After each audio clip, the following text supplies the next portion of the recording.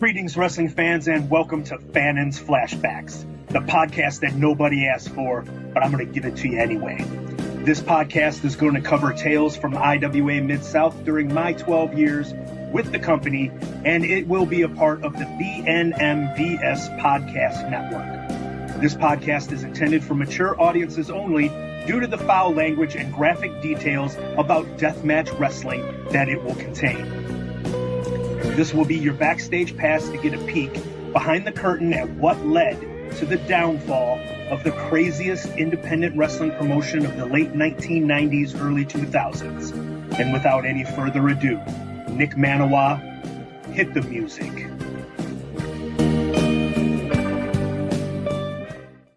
Greetings, wrestling fans, and welcome to episode 37 of Fannin's Flashbacks. It is Ask Me Anything Part Deux, Electric Boogaloo with Trippin' Balls. Joining me back again on the podcast. It's the podcast that he asked for a long time ago. I gave him 6 hours. He felt chained to the wall and tortured and scared to death as I kept screaming at him all night long. So maybe this one won't be as ranty. We opened it up to questions from fans. So Nick Manawa put together a way to where there's only one question that I know ahead of time so that I had time to prepare my brackets for it. We'll get into that later. I do have a couple of my own questions that I'm throwing in there. Okay. Things that I would ask last time. So that works too. So we're hopefully this one will not go 6 hours. We'll see how it goes. And I'll try not to scream at young Trippin' Balls here, and don't want to scare him as like I was doing in that first episode. And he might get a little squeamish once or twice because I don't have any German wrestlers I'm bringing up. I don't have anybody like that. Okay. No, nothing. No German guys. Not a single one. Okay. All right. So, we're just going to jump into this. Everybody knows the routine by now. So, Trippin' Balls, the floor is now yours. Okay. Let's go to a question from Brent Blades. Wow. I believe you've heard of him. I have heard of him. Quite a few questions from Brent Blades. Was there a moment that you realized that IWA had become something bigger than just another local indie? I'm guessing, like, when did you realize it was having an effect on the culture of wrestling? Like, when did that click? Well, I would say pretty much I felt right away that it was making an impact because you had CZW sprang up pretty quickly after IWA had gotten established and was drawing a pretty good crowd there at the k-mart building on a weekly basis. And then, CZW pops up and you've got Sick Nick Mondo instead of Madman Pondo. And, just imitation is the sincerest form of flattery kind of thing. So pretty much I felt right away that it was changing what was possible in the business. It was picking up the slack that ECW created when it stopped being itself, and it survived a little bit longer than what it should have. And the reincarnation under the WWE banner was not good. But we were filling that void and giving the people that kind of wrestling. And, when you've got people coming from Australia, England, Japan, coming to like the deathmatch tournaments, coming to the TPI tournaments, you can't help but be in awe. And just the fact that, we were running weekly, we were running 3 to 4 times a week, trying to keep the territory system intact and alive. just a lot of the things that we did definitely had an impact and definitely gave dozens upon dozens of wrestlers a springboard to make a career for themselves and make a name. And so I almost from the beginning, I always felt that it was bigger than just some local indie, and that it had a larger purpose to serve. And unfortunately, due to a lot of missteps along the way, and some of it was just where we were at, we weren't able to reach the full potential that the product had based on the talented wrestlers that we had. But it would be foolish of anybody to sit there and say that it wasn't influential and didn't steer. I mean, hell, Ring of Honor took how many guys from they're Took wrestling into the 21st century right. here in this. Yeah. So it was more than just a local shindy from the beginning for me. All right. Cool. I will go back to Brent Blades a little later. Like I said, he had several questions. Let's go to Zane Paisley's one question. You've gotten to know Okay. Zane over the past few months or so.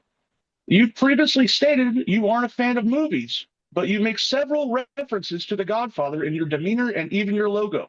What else are you lying about? I've never said that I don't like movies. I love movies. I hate movies that don't have a fucking ending and make me do the work for them. If you tell me a good story, I will watch it. I will love it. And it's the Fannin family. Of course, there's going to be an influence from The Godfather. Well, there you go, Zane. You asked it. Uh, Will Hodgetts, who provides a lot of rare footage for the IWTV episodes, Yes. who would fix the walls in the Blue Barn in Charlestown when guys would just randomly get thrown into them? So the creator, Chris Hatler, and Mullet Security, Danny, they were very good with doing the construction work. And like, they built out all of that. They painted it up, they designed it, and then every week they would have to patch in some holes because sometimes I would throw somebody through there, sometimes somebody else. There it was. Everybody really enjoyed being able to throw people at that wall. CM Punk threw the chair and had the chair stick in the wall. I don't know if you've ever seen that footage, Triple That Balls, sounds but that that was, and it, that it sounds wasn't a familiar. folding chair because it was like one of the hard plastic, and Oh shit. and Okay, he like the like threw it cafeteria and he chairs. threw it at somebody, and it was, so you say it wasn't a foldable chair. It stayed solid one piece. You couldn't fold it up, and he chucked it, and the legs stuck right in the wall, and the chair just stayed in the wall. I've So the seen, creator and Mullet Security, they would help out fixing yeah, that sort of shit. that was always their thing. Was they? I mean, that's why he was the creator, because he could create all. Chris Hatler could do all that kind of stuff, and I know he was the one that like made the reflective painted sign that was on the wall that like glowed the way the camera would shine on it, on that wall in the Charlestown barn. And they painted and did all that carpentry work. Awesome. Rich, I don't know which Rich, but Rich would like to know. You said you've spent 12 years doing almost everything in IWA Mid South except DJing. When you look back on that 12-year stretch, what role felt like the most real Jim Fannin? I'm guessing probably managing. Was that where you felt most natural? Managing was probably definitely where I felt the most natural and what I thought that I was doing the best. Yeah, that's probably got to be what it is. They're out of all the roles. I mean, it's what I've come back to do this time. So, it's the one that felt the best for me, and what I thought I was best suited to be was. Is that what you wanted to do when you broke into wrestling? Was that your goal was to be in that position? I mean, to tell you the truth, when when I broke in, I didn't really have any expectations whatsoever. I mean, everything just pretty much fell to me. And I've told the story before on here with that first show in Lexington when Les Johns and Ben Rich got involved. Ian looked at the three of us at the end of the night and was like, all right, let's go talk the business. And, it was only Ben and Les that went. And he was floored, couldn't believe that with everything that I had done to help on the show and promote and do whatever, like he couldn't believe that I didn't have any part of it because I didn't put any money into that first show in Lexington. And I didn't have any visions of even getting involved. I just figured I was helping my friends. They were the ones that had the grand idea. And, and it just, as time went on, I just kept getting more and more involved and became more committed to the cause, drank more of the Kool-Aid, however you want to put it, and then by the end, I was the mouthpiece trying to sing the praises of IWA to wherever I could, and trying to raise it as high as possible. And it,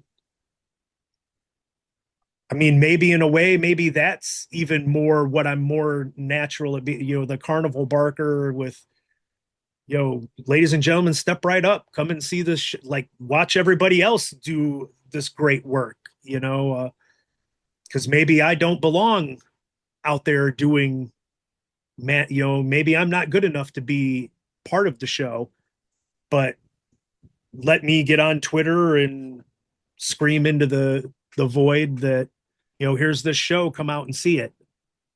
Maybe that's what I'm more suited for. I guess we'll find out. Okay. A question from me from Tripping Balls. What are your memories of Ian and that brown recluse spider bite? I remember that was it became 10, a 10 more took a minutes role in and I his would have matches as died, well. brother. 10 more minutes and I would have died. That's what I remember from the brown recluse spider is he would tell everybody. And I mean, it was a real brown recluse spider bite.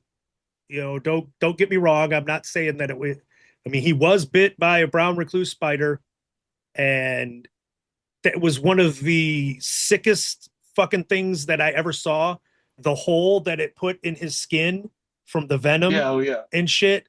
And I couldn't watch. It was so sick. I couldn't watch when like Patty would have to put all that fucking gauze and shit in there and fill the hole that it left. But I mean, he would just tell everybody, another, if the doctors wouldn't have discovered exactly what it was, because there was like, when he first went in, the doctors had no idea what the hell it was.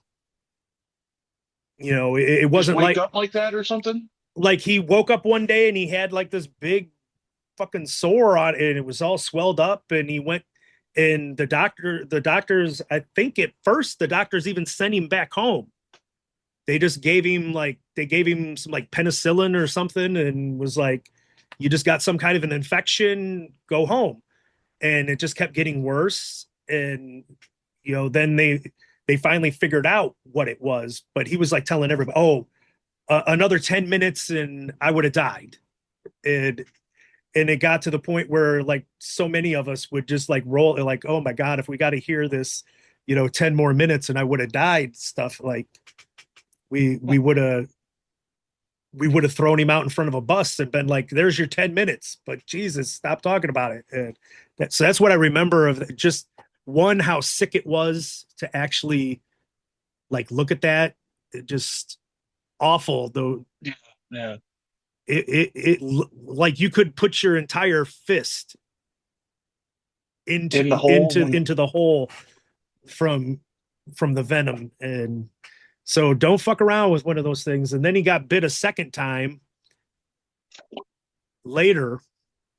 Only And him. Only Ian. right, only him, but he got bit a second time and went back, and then it was like a fight with it because he kept telling the doctors, this has happened to me before. It's the exact same thing. I know that this is what it is. And they were like, oh, Was there's he no living way. at the same place that it happened the first time? I honestly can't remember. I know the one time it was the house we talked about last time that was by Churchill Downs that he was renting, and there was like a garage, Okay. and Okay. and he had like he had the ring and shit stored in the garage.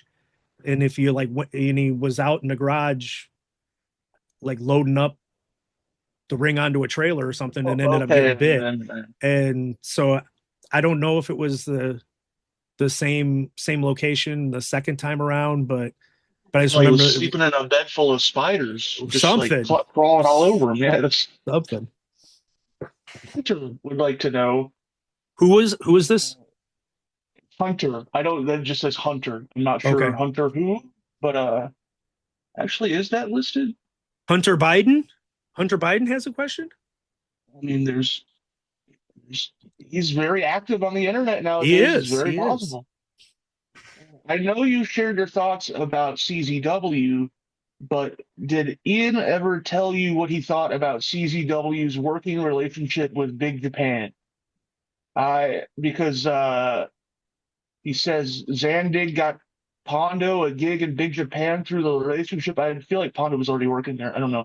Any jealousy there from Ian for Pondo having the Japanese connection, I guess? I mean, it's not something that That we you would ever have known. actively talked Mm-mm. about. He knew my opinion on CZW, so when he knew my opinion on something like that, he knew not to wasn't even worth bringing up to me because I wouldn't want to, it wouldn't be a conversation that I'd want to have. I don't recall it being like you said. I think Pondo was already going to Yeah, before Japan, that, yeah. you know, before before there was anything with CZW. Um, and I think we were supposed to do the King of the Death matches over there before CZW ever was, and then Ian screwed the pooch on that one, as Pondo talked about Yeah, on the somebody episode he asked was about on. that. Brian M. asked about both the Japanese King of the Death and Mayumi Ozaki working the 2006 Queen, and both of those things were discussed in the previous AMA, Mr. Brian, so I'm not ignoring your questions. Just it was about a 6-hour AMA, but somewhere at some point that was discussed. Right. Uh, So yeah, I Brian mean, Vincent. he might have been Sorry. jealous of CZW having, because I'm sure he would have. I mean, it would have been great if I know he would have loved to have been going over there and Didn't whatever. he go to So Japan and he went to like Japan. He'd been didn't he there, have some and kind of weird deal there?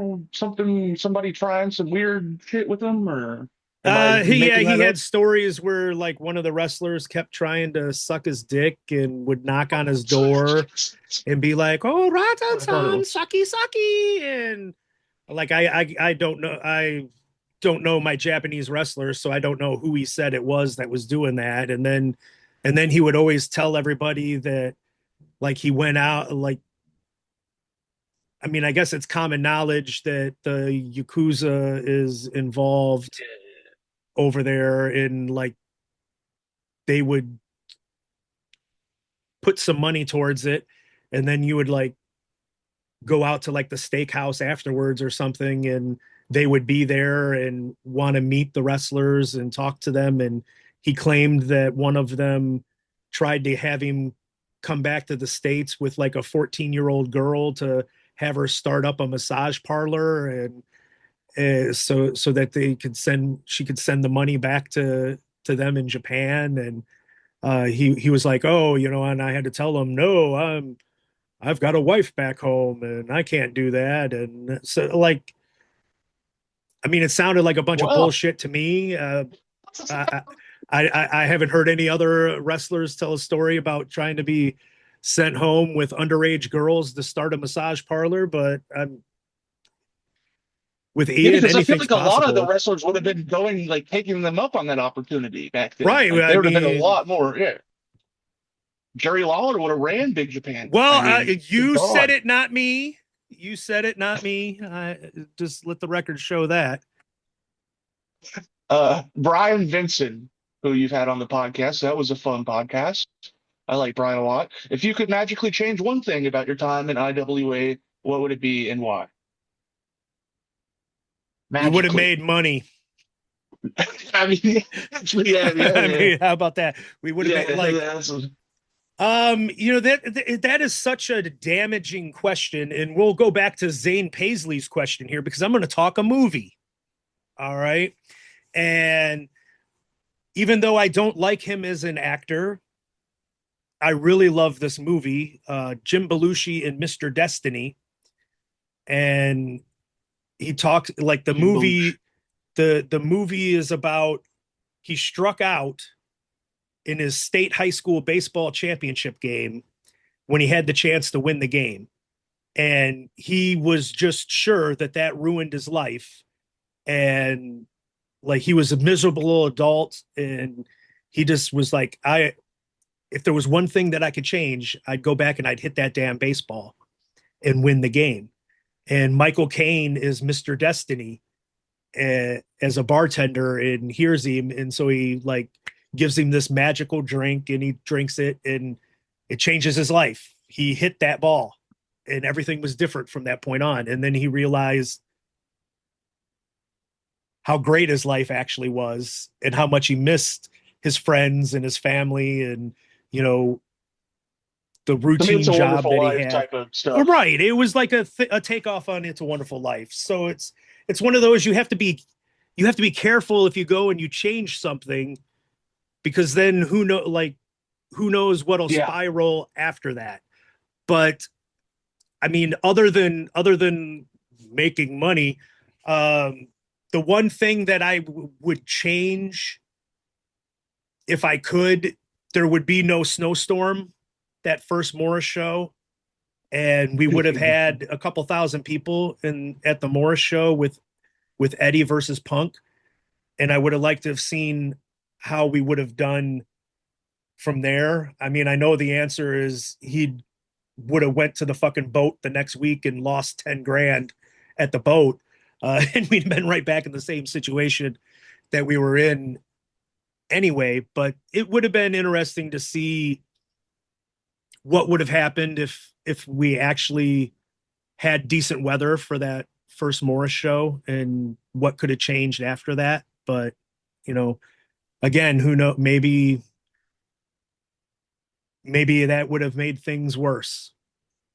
So All right. The first question from the great Prophet of Ash, who has made it possible for this podcast to go to IWTV and edits everything so very well. Blood Feast 98. It was Mitch's wife's hair against Roland Hard's dad's hair. It happened at West Point Elementary School. yes, Why was IWA Mid-South running, especially Blood Feast, at an elementary school? Why was IWA Mid-South running an elementary school in general in 1998? How did that happen? Do you have any idea on that yeah. building coming into So play? with that show, West Point was like almost wiped off the map by a giant flood. Oh, shit. It Okay. had gotten flooded real bad, and it might have been a little before the show. And timeline wise, it was one of those we're bouncing around and we don't have anywhere to run. And so it was a Thanksgiving show. I'm pretty sure there was like a charity aspect to it. And I don't know if like the town ever got their end of the deal, but I know it was supposed to be like a food drive, a coat drive, money to like help these people that were flood Okay, there was a victims. benefit. And so it had like a fundraiser benefit type to it. Um, it may not have even been like an active elementary school at the time, kind Oh, of thing. okay. Like it was at an elementary school, but Just the it might have been building. a closed school. It might have been like a building. So I don't know about that part, but I do know that it was there was like this huge flood that almost completely wiped the entire town off the map. And that there was like a fundraiser aspect to it. So that's and it was a place that we could, big enough to run. So it was like I say, I don't know if the people actually got their fundraiser benefits that they were promised for the show, but um, That's a I thing with promoters up until today. We've recently, yeah, well, but anyway, Rich Wayne, of course, a former guest on the podcast, the great Rich Wayne. At the end of the War Games match, you tried to throw a chair over the cage and into the ring. The chair didn't make it over the cage, but it came down and hit some poor ref in the head and busted him open. How bad yes. did you feel at that moment, and what did you do to make it up to the poor kid? I felt really bad. Or did you even know it? Yeah. Oh, I saw it. It was like in slow motion Okay. in front in like as a matter of fact, as we tape this, we're the Bloodstone show that I did with Murdoch just released today on YouTube. We just did it like it was like 10 days ago when the show happened. And that referee was at that show. Do you remember his name? His referee name was like Andy Long, but I believe his shoot name's like Okay. Caleb. Okay. And he was at the Bloodstone show, and we were still joking about it. I picked up a That's chair awesome. and I was like he wasn't reffing on the actual show, but he was at the Oh, show okay, okay. and he was hanging out in the locker room, and it was the second time that I've seen him at a show. It might have been the Eric Priest Memorial Show last year that I saw him at before this. And again, we were doing the joking about the chair. It The way that I've described it when I've talked to people is like if you played the old school Nintendo video games with like football or baseball, and there'd be like the little circle on the ground so you knew right where to run because that's where the ball's going to come down. That was exactly how it happened almost with this. Because I mean, he ran right where the chair came down. He was by me when I threw the chair, and he freaked out that I threw the chair, and he went running, and he ran right to where the chair came down. So I mean, it was a comedy of errors. It busted him open, and he was bleeding pretty good. So I felt real bad about it. Um, did I do anything to make amends for it? Not really. I'm still telling him that I'll throw a chair at him and let's recreate it 20 years later. So no, but I did feel real bad when it happened, but I also laughed when it happened too because I was like I could not believe that he ran to the exact spot that the chair came down. I couldn't do it again. If we tried it 100 times, we wouldn't have had that perfect placement on like not perfect for him, but like that we couldn't recreate that if we wanted to. Um, Basically, It's very cool that you ran into him again, fucking 20 years later. Don Depinet would like to know, during your time in IWA, were there any wrestlers or talents that you wanted to bring in, but for whatever reason, it just never happened? You never got the chance to. Yeah, I wanted Austin Idol. Austin Idol ended up Yeah, getting God damn. Austin Idol ended up getting booked for one of the Eddie Gilbert shows, and it didn't end up happening. Ian claimed that he wanted all this like to be paid up front and something, and like it didn't end up happening. So that like upset me. Huge Austin Idol mark. Would have loved to have him on there. There was Wow. more than one occasion that I asked for Iceman King Parsons.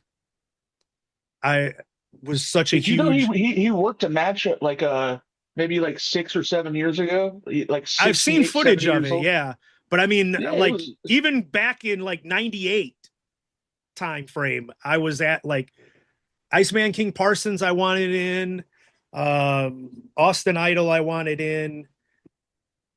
There really wasn't. I mean, I didn't I really. mean, those are two good choices. Yeah, I mean, there really wasn't a whole lot that I really pitched for along those lines. So, but those were two that I know that it was more like the ones that I told him absolutely no Jake the Snake Roberts because I wanted nothing to do with this snake, and I Somebody knew would have damn died in the locker room that I night. I knew damn well that if he came in that they'd either be torturing me, chasing me around with the fucking snake, or I would have been DDT'd and had the snake put on me, and I would have had a heart attack out there. So I told him absolutely no to that. You ever But hear the story about Jay drinking his piss, because he was so mad at himself, because he was so fucked up, and the hockey top man is sitting in the corner. No, Jake, don't drink the piss, Jake, not the piss. No, I I've deserve it. not, I'm a not heard toilet. that. I'm a piece of shit. It's great. But moving along, Brent Blades. Going back to Brent, who do you feel was the most talented guy or girl in IWA history that the wrestling world never really got to fully see blossom? I added the blossom. He did not say blossom. That was me, for the record. Um, well, as we film this, episode 35 has already come out. Episode 36, Suicide Kid. Oh And on shit! that and on Yes. that episode, we talk about Chip Fairway. Oh, I And thought you were gonna say Suicide Kid, but Chip not I Fairway think too. Suicide Kid, like he at least got a little bit of the Smart Mark video time. Okay, So yeah. he's like known, not as like I tell him Punk always puts him over and stuff I, like I that. tell Like, him I tell him on the podcast that he was the one that got screwed over the most by time because he like just missed out on it. mhm. But I mean, he still was a small part of it. He got a little bit of it. So there's some he's known a little bit, but Chip Fairway like completely missed it. And he was fantastic. Loved Chip Fairway and his match, like him and Suicide Kid. The fact that there's only one or two of those matches that made it onto tape is just absolutely why in the world did it do that to me? But I saw that too. anyway, like those two, though, it was Tarek Kickboxer, then it was Suicide Kid, Chip Fairway, then it was Hero Punk. And I think, as I told him on the podcast, Tarek Kickboxer got the crowds that had 500 people in it, and they got all the internet buzz from those people watching it. And some of the videotapes being put out there that Tarek and Kickboxer then were like booked all over the country to do that match. Nobody got to see Suicide Kid Chip Fairway. And so like Chip Fairway just like faded away. And like I never hear anybody mention Chip Fairway. And so to me, Chip was the one that like should have should have been a star, and he just the timing was just wrong for him, and that's a shame. Well stated, Mr. Fannin. Uh, I guess now is as good a time as any to do this. Ray would like to know, Jim, book a TPI. Name your 16 invitations and who would go over. No budget or time era restraints. What's your dream TPI with 16 people? So full He's disclosure playing to this the answer, by the people, way. huh? Yeah, Yeah, full I was disclosure going to to the say you people. Nick playing this answer. Manawa, this was the one question Nick Manawa gave me the heads up on, so I had time to actually come up with something. So I'm doing this two ways. I'm doing my dream TPI for like who I like and what my fandom is. And then I do a dream IWA only TPI. So I'll run through this as my dream TPI for what I would have liked in the wrestlers for me. First round, Ric Flair versus Ricky Morton, Barry Windham versus Ricky Steamboat, Arn Anderson versus Dusty Rhodes, Tully Blanchard versus Magnum TA, Kurt Hennig versus Bret Hart, Nick Bockwinkel versus Sting, Terry Funk versus Stone Cold Steve Austin, and Lord Steven Regal versus Tommy Rich. Next round, Jeez. Oh shit. next round, Flair versus Steamboat, Arn versus Magnum, Funk versus Bret, Bockwinkel versus Tommy Rich. Now, this would be the Tommy Rich of Georgia Championship Wrestling early Yeah. 80s, Yeah. not the Tommy Rich that we had in IWA in the late 90s or ECW. Not that there was anything wrong with that version of Tommy Rich, but for this purpose, we are babyface, most over person in the state of Georgia in the early 80s, Tommy Rich. So the semifinals, Ric Flair versus Magnum TA, Terry Funk versus Tommy Rich. Finals, Ric Flair beats Terry Funk. So you get Flair versus Morton, Flair versus Steamboat, Flair versus Magnum, and Flair versus Funk out of that tournament. That would have just kid me watching wrestling on TV. I would have just absolutely died for that tournament. And then I did an Fucking IWA Mid South only. Regal and Tommy Rich, though. Do what now? Sorry. I apologize. Never mind. Regal and Tommy Rich. That's a crazy idea. I love that.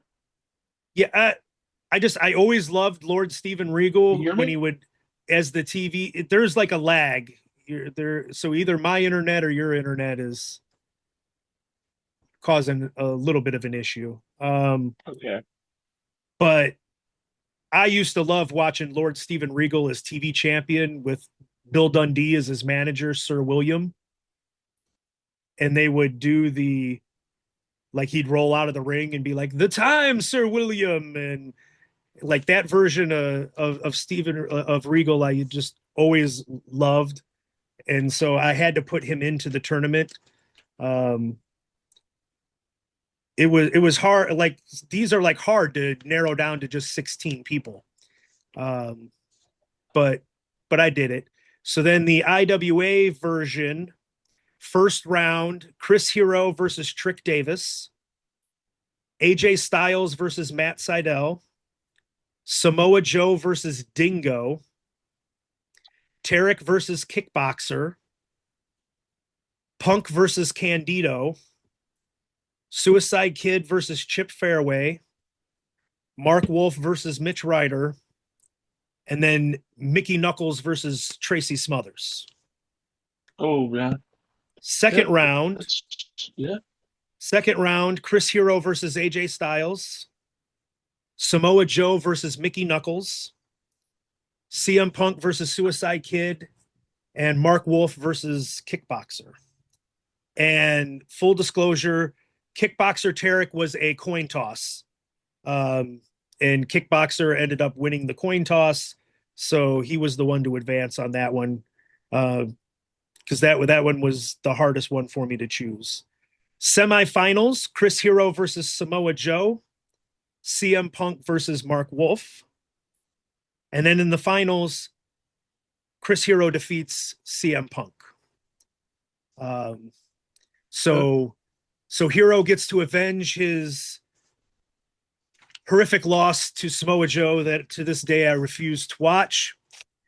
IWA over Ring of Honor all day, every day, ladies and gentlemen, all day, every day, and then he gets the win over Punk Yes. for the win. So those are that's my dream TPI scenarios. Fuck yeah. Well, returning to Prophet of Ash with his dated 90s deep cut questions. How did you end up back in Ulitic in 0304 for the KOTDM after seemingly abandoning the town in 99/2000 slash what's the true story with the floor damages and repairs in Ulitic? Uh, the reason we ended back up in Olytic is because we couldn't find anywhere else that would let us do King of the Death matches. So that was where it ended up. As for damage to the floor, that I don't have an answer for. It would not surprise me that there was damage done to the floor with the stuff that we would do there.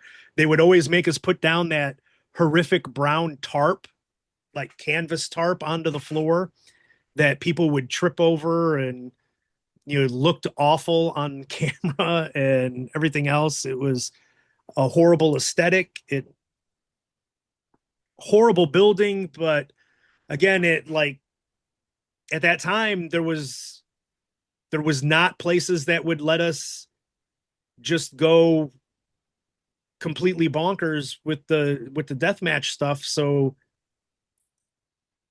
the devil you know is better than the one you don't, I guess. So we went ahead and did it in Olytic just to get the DVD out there.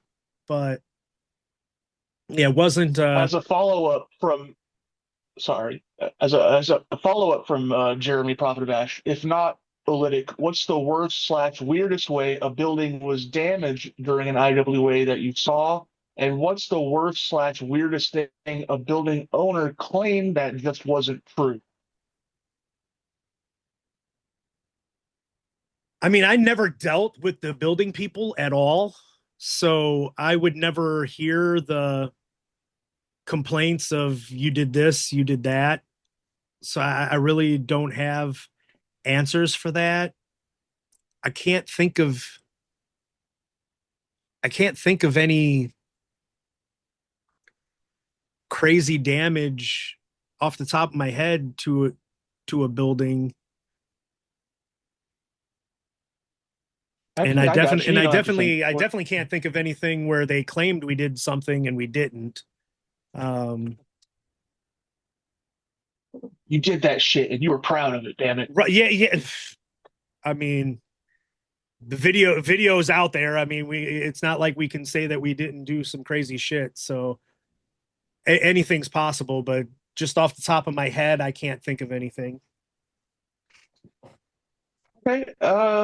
What's your opinion on Mike Burns and Smart Mark Video? Did they exploit deathmatch wrestlers unfairly to maximize the bloodshed, or were they just taking advantage of the environment of independent wrestling at the time?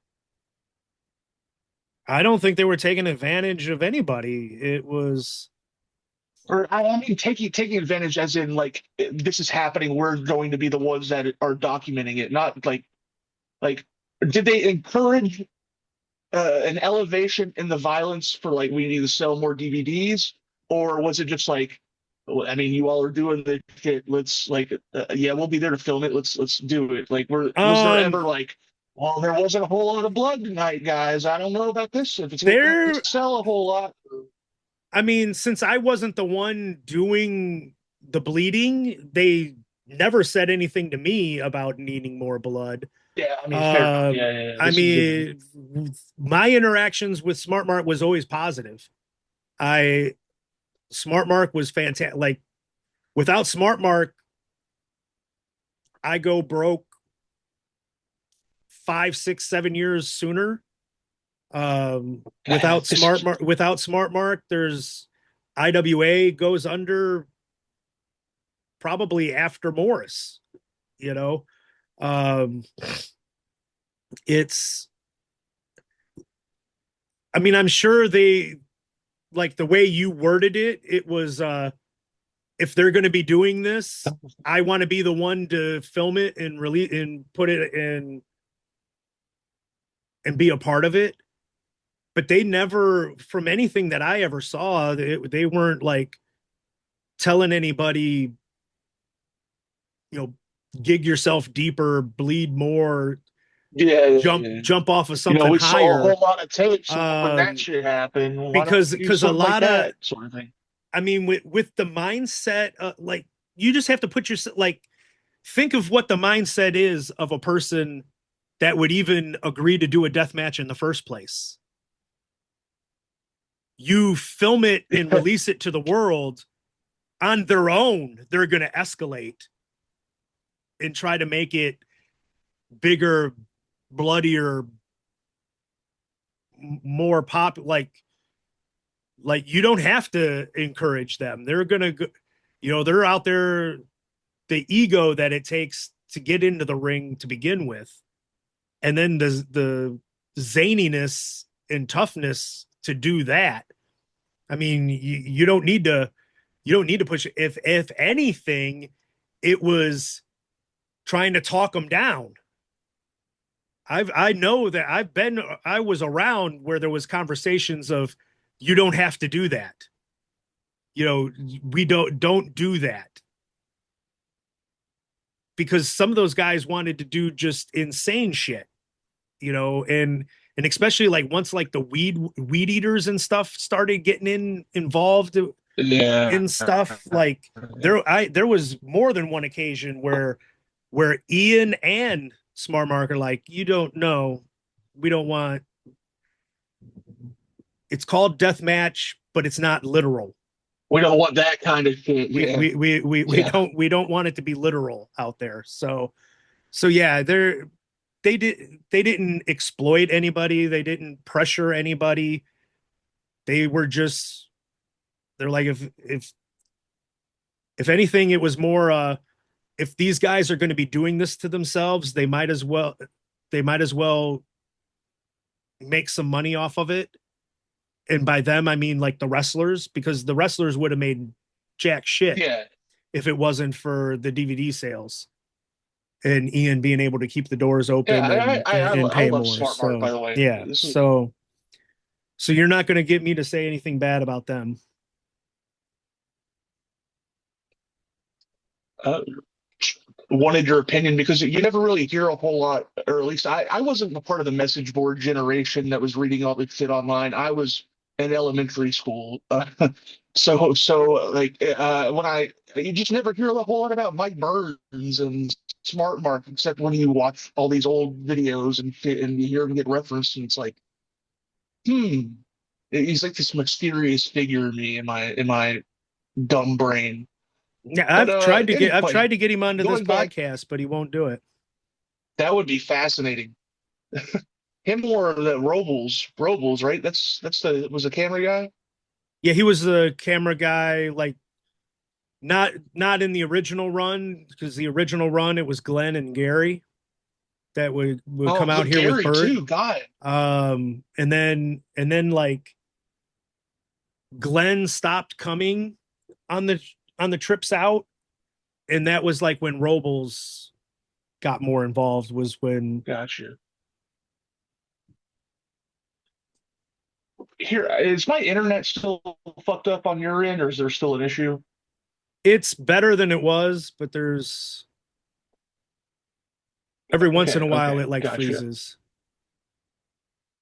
Okay, I'm sorry about that. It's not great weather here right now in Lexington. Okay. Uh, Rich, not Rich Wayne, just Rich. I mean, maybe it's Rich Wayne. He asked a lot of questions, and we'll get to some of them. But Rich wants to know, you became one of the defining heel personalities in IWA. When did you first realize that being hated by a crowd was something that you were great at? um in like in high school, Okay, when did you realize that in front of a wrestling crowd in front of a that this is wrestling what you were good? crowd, probably the I mean, I'm my harshest The critic. superhero stuff? The superhero stuff is probably when it's like say I'm my harshest critic. There's days you could ask me and I'd say that I still don't know if I'm good Oh, at anything. But that the night that Home Depot Mike tried to get in the ring and save Patty, that was the first that was really the first time where I was like I could see that there was potential at least. Um when I was managing Mean and Hard that first go round, I didn't know shit and was more times than not just scared out of my mind being out there and was out of my element. But then the next go round with the superheroes, that was when I started feeling it. And and then and then when it got to Highland and that Highland crowd, that's that's when I felt I was really rolling at that point.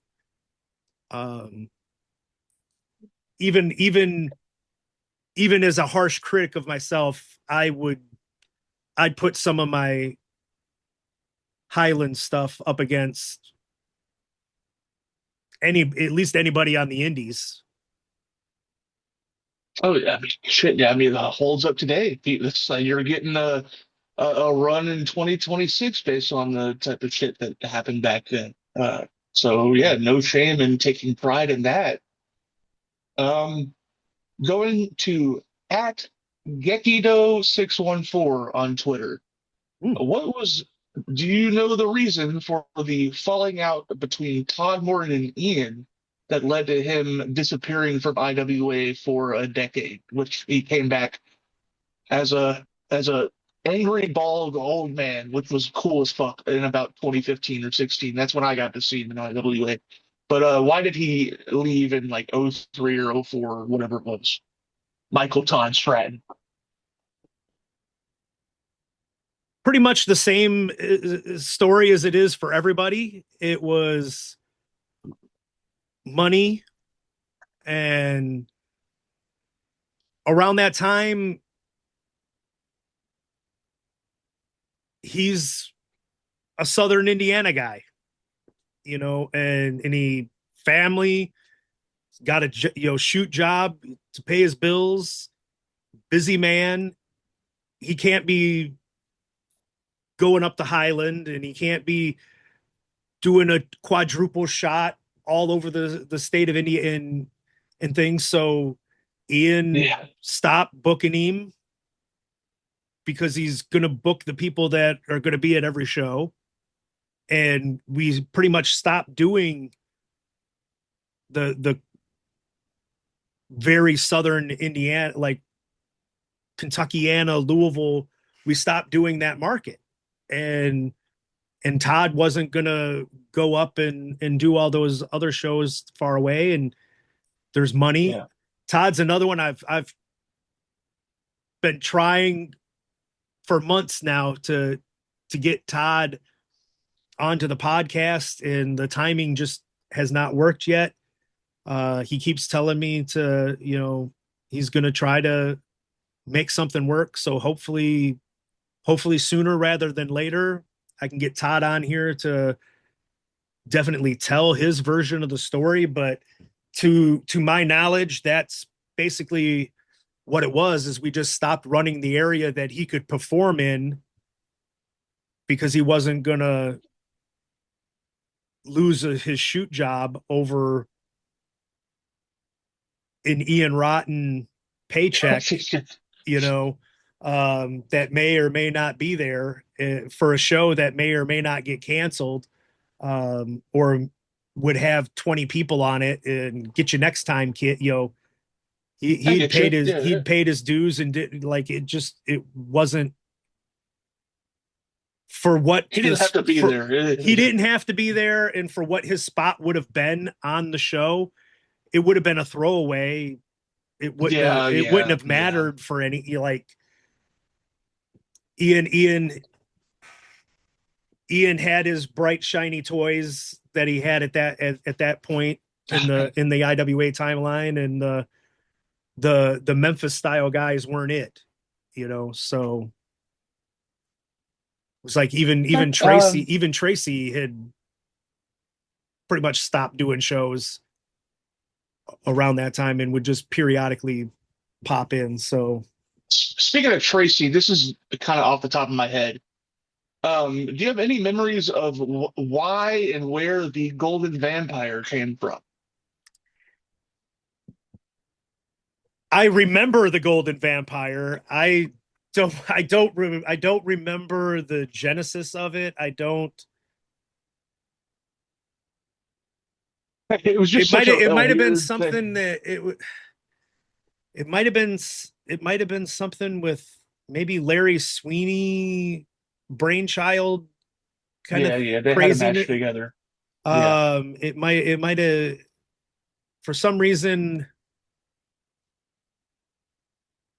And then like I remember Punk was a strong spearing it behind the scenes too. Punk did it at AEW a couple years ago. He did the whole Golden Vampire gimmick when he was feuding with Joe a couple weeks before he left. I was at Rupp Arena, and I knew it was Punk. I didn't realize he was doing the fucking Golden Vampire thing until it dawned on me after I was fucking saw it. But yeah, that he brought it back at fucking AEW a couple of years ago. Okay. Yeah, I knew he was a big proponent for it when it was going on. And I think it was just one of those, just a silly ass thing, and then it just, well, how zany and crazy can we make it? And it just took off, and I wish I had more on it than that, but that's cool. I mean, there's okay. At El Santo versus M3GAN Megan on Twitter. I don't think you would know anything about this because it might have been before your time, but they wanted to know, is there any clue as to how Ian and IWA were able to bring in Vampiro for his first two non-lucha show matches in America? Because it was a year before he showed up in WCW. Right. It was, to this day. How does that contact happen? To this day, I don't fucking know. When we had Tarek the kickboxer on the podcast, Tarek the kickboxer, or Tarek the Great, when Tarek the Great was on the podcast, Tarek was one of the two people that he wrestled in Bardstown at that TV tape. Shit, yeah. Because it was Billy Black and Tarek were the two that he wrestled. And I asked Tarek, like, how did this even happen? And Tarek had no clue. On that episode, we both decided that we were just going to tell everybody that, because at the beginning of the episode, he said that Ian just put Tarek and Kickboxer on a flyer and advertised them, didn't have them booked for the first IWA show, just put them on the flyer. And Rip Rogers saw the flyer and then called them and were like, what the fuck are you doing working for him? And they're like, what are you talking about? He's like, you're on the flyer. And they're like, oh, well, I guess we better show up if we're on the flyer. And so they showed up. And so we decided that we were just going to tell everybody that Ian just put Vampiro on the flyer. Like Rip Rogers called Vampiro and said, what the fuck you doing working for him? You're on the flyer. And Vampiro was like, oh, well, I guess I better show up then. And came in. It probably, I mean, in reality, it probably had to have come through the clowns. I don't see any other possible connection that would have led to that. But even that, I like how he was that able might to have been pull too off. early. That was probably It too might have early for been. him to have been around the clowns. So I don't even know. Other Yeah, than yeah. other than It's okay to not know. other than like Vampiro's like shoot name is Ian. Maybe Ian's flocked together. I don't know. Maybe there was There a you connect. go. Maybe all Ians are just telepathically connected, and he was able to talk to him and bring him in. Alrighty. Well, Mr. Fannin, that's all the questions. No, it's not. It's not all the questions. Brent Blades, let's go back to him.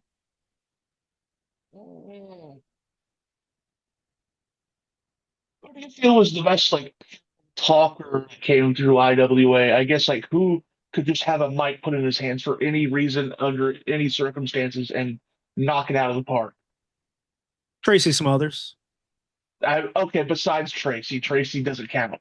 Come on. Tracy doesn't count. I mean, I mean, he's above everything. I mean, like, who's the number two? Like, that's what I mean by that. um, for me, it would just be cash flow, and I think I've mentioned That's this yeah, other. that's what was coming through my mind. I think I've mentioned that on the podcast before, where whenever I ring announced back then, my two rules were hand the microphone to Tracy, hand the microphone to Cash. And for two completely different reasons, because Tracy would knock it out of the ballpark and it would be fantastic. And I'd be laughing my ass off and loving every second of it. And then Cash, like you would have no idea what would come out of his brain Yeah. when you put him on the spot. And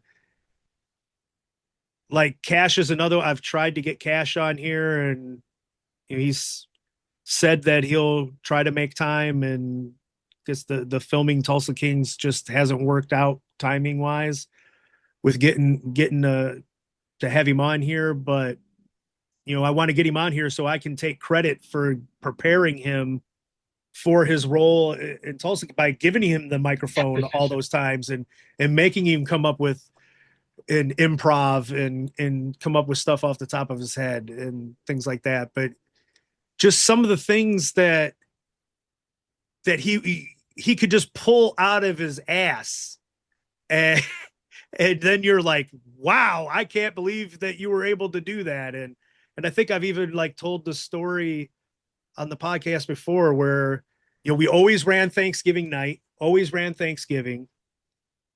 So there's like a show So right. IWA shut down way long after you did. It's still I went to multiple IWA Thanksgiving shows.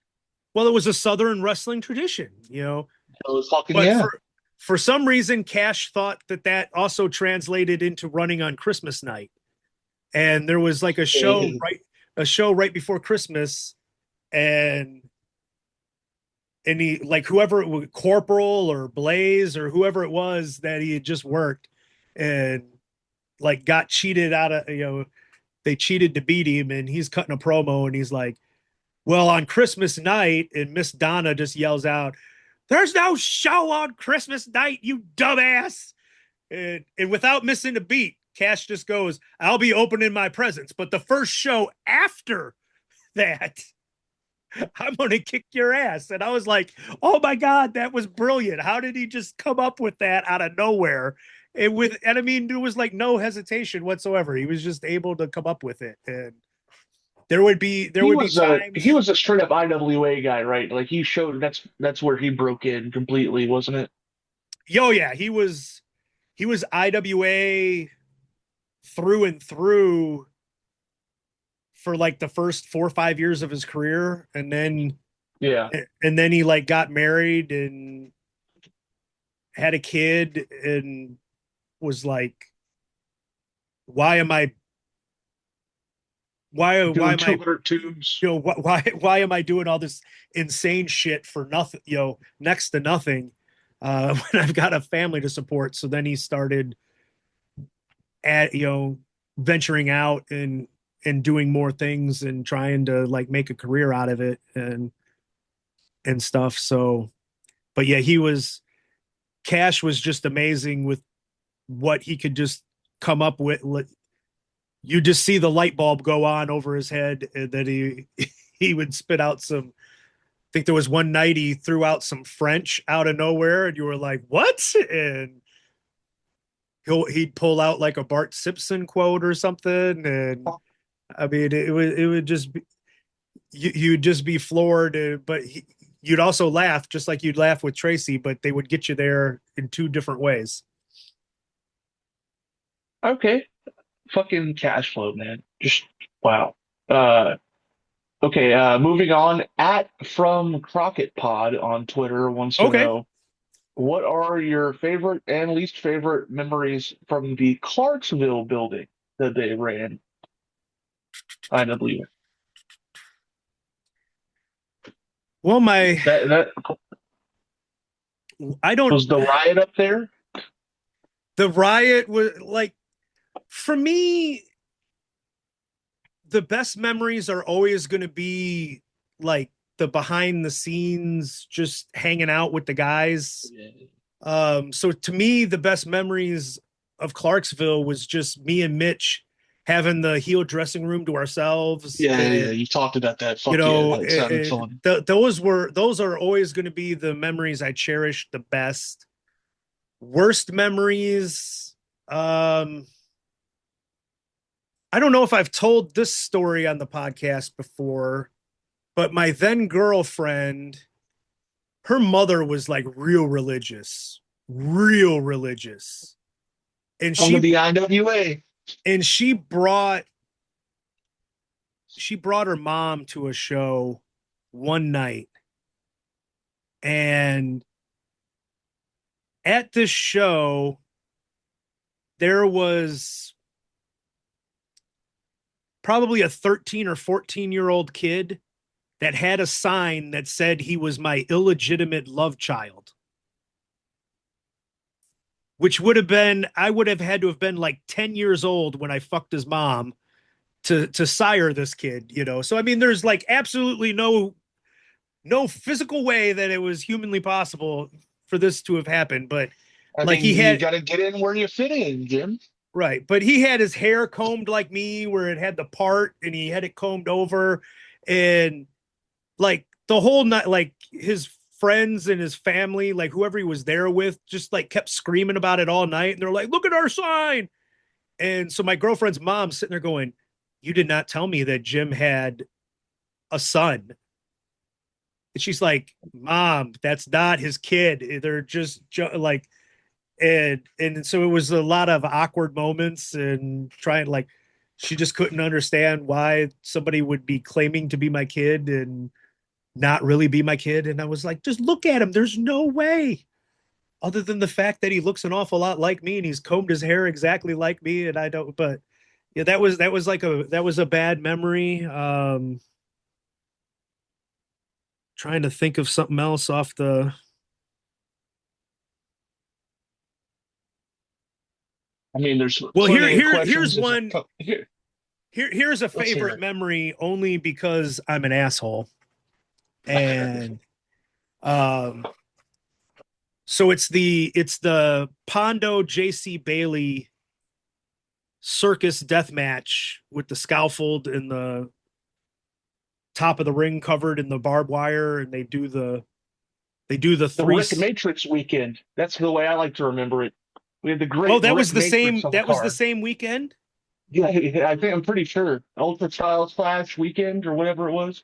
Okay, so we do the Pondo and JC like do their deal, and then it was Ian's brainchild. He's Ian tried everything in his power to get me to like JC Bailey. Yeah.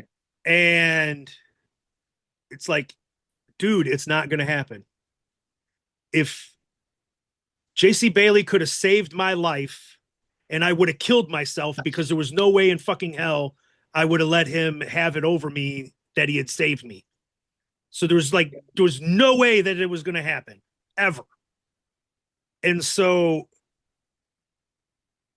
Ian comes up with this idea that for the finish of that match, he's going to have me with my whatever powers as kayfabe co-owner that like apparently only existed in this one instance because there was never anything else that I could ever fucking do and get to change on a show.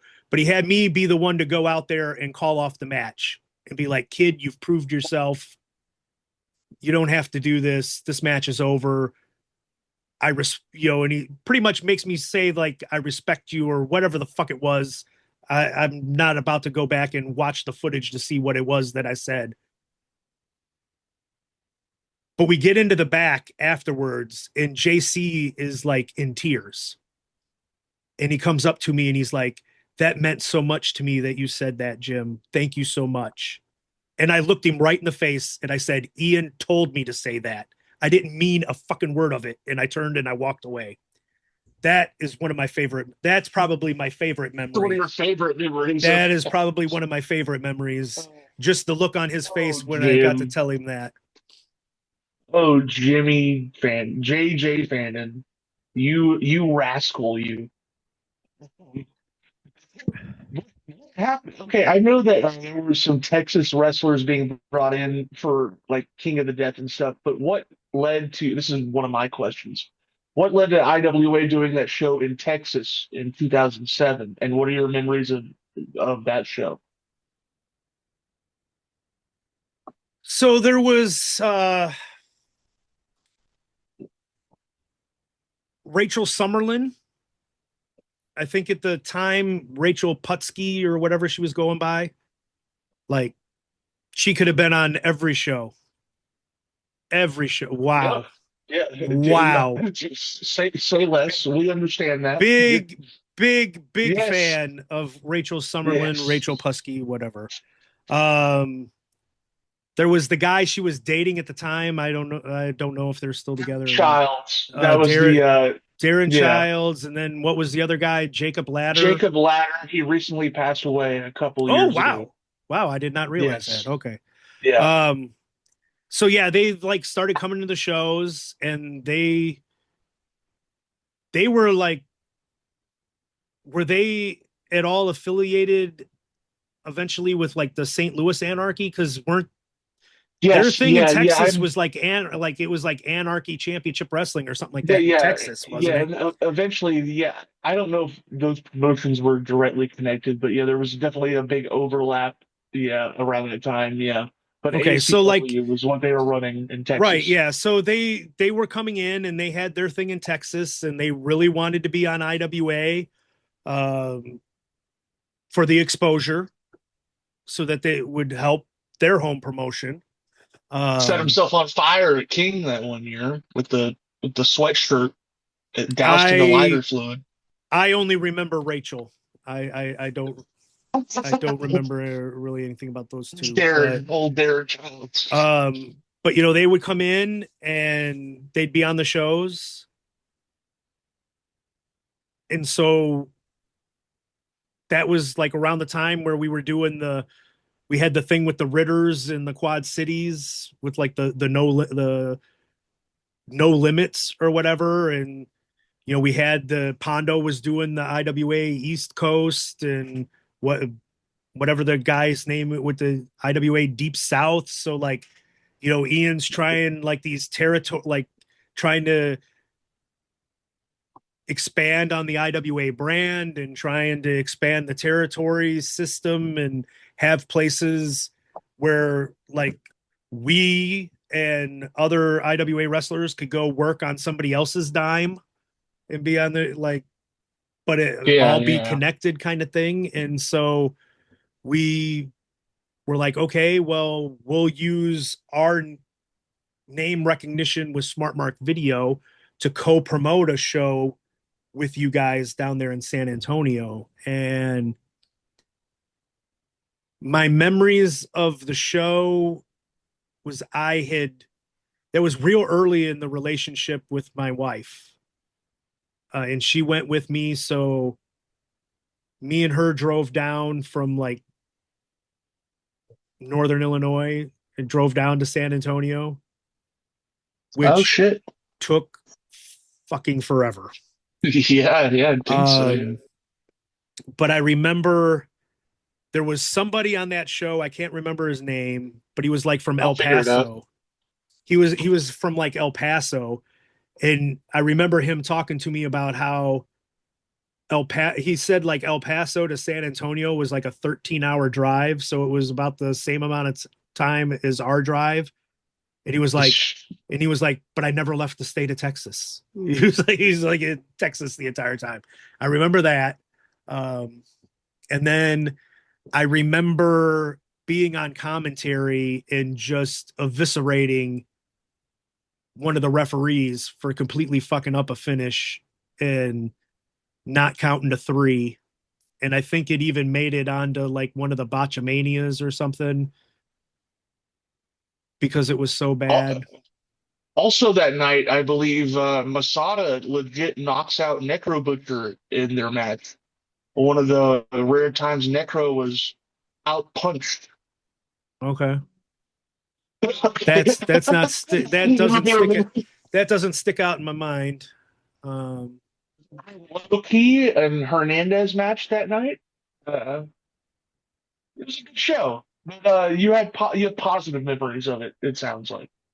well, just I think that was, if anything, I think that was what was the date on that? That happened in February of 2007, late February, the 22nd, Okay, San yeah, so Antonio. that might have been that might have been when I went to South Fork Ranch because Dallas was my all-time favorite TV show. So my wife and I Oh, yeah, yeah. Do a whole trip. Yeah. we might have like done that. So I mean, it was we had fun. San Antonio is a beautiful city, despite what Charles Barkley may say on you know NBA on TNT. Hey, I like those big San Antonio wins. I'm a fan, you know?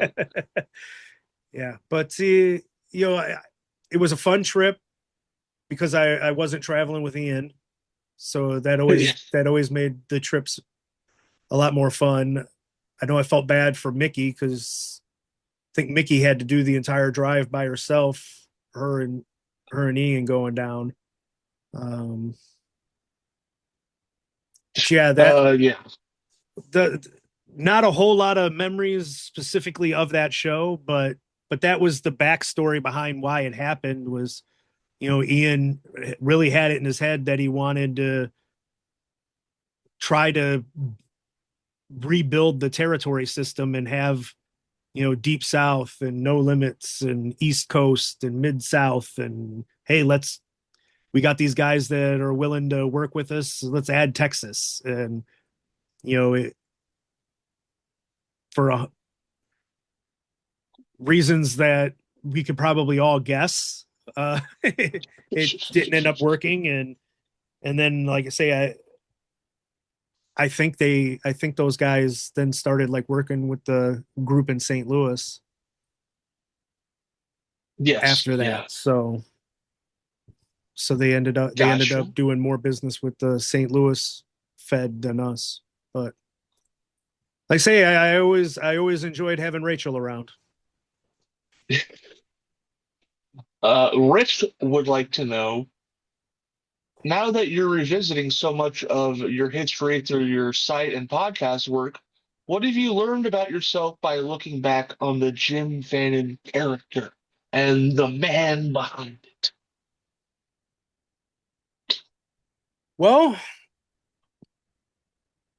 I I haven't really learned anything about the character that I didn't already know. Because I put a lot of work into developing the character and what I wanted the character to be.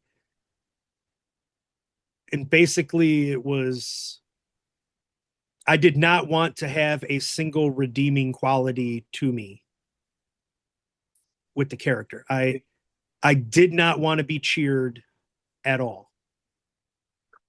And when it wasn't, and I think I've even said on the podcast, it wasn't cheers, but it was a sympathy maybe that the crowd was feeling with me during the Mickey angle. And but once it once there was like more than three or four people doing the aw and acting disappointed, like it was like, okay, it's time to kill this. This is done because I'm not turning babyface, not turning babyface. And I did not, I always hated the, NWO click. We got to be cool heels and we want to be cooler and cheered more than the babyface. No, that's fuck that. So character wise, I wanted to have no redeeming qualities.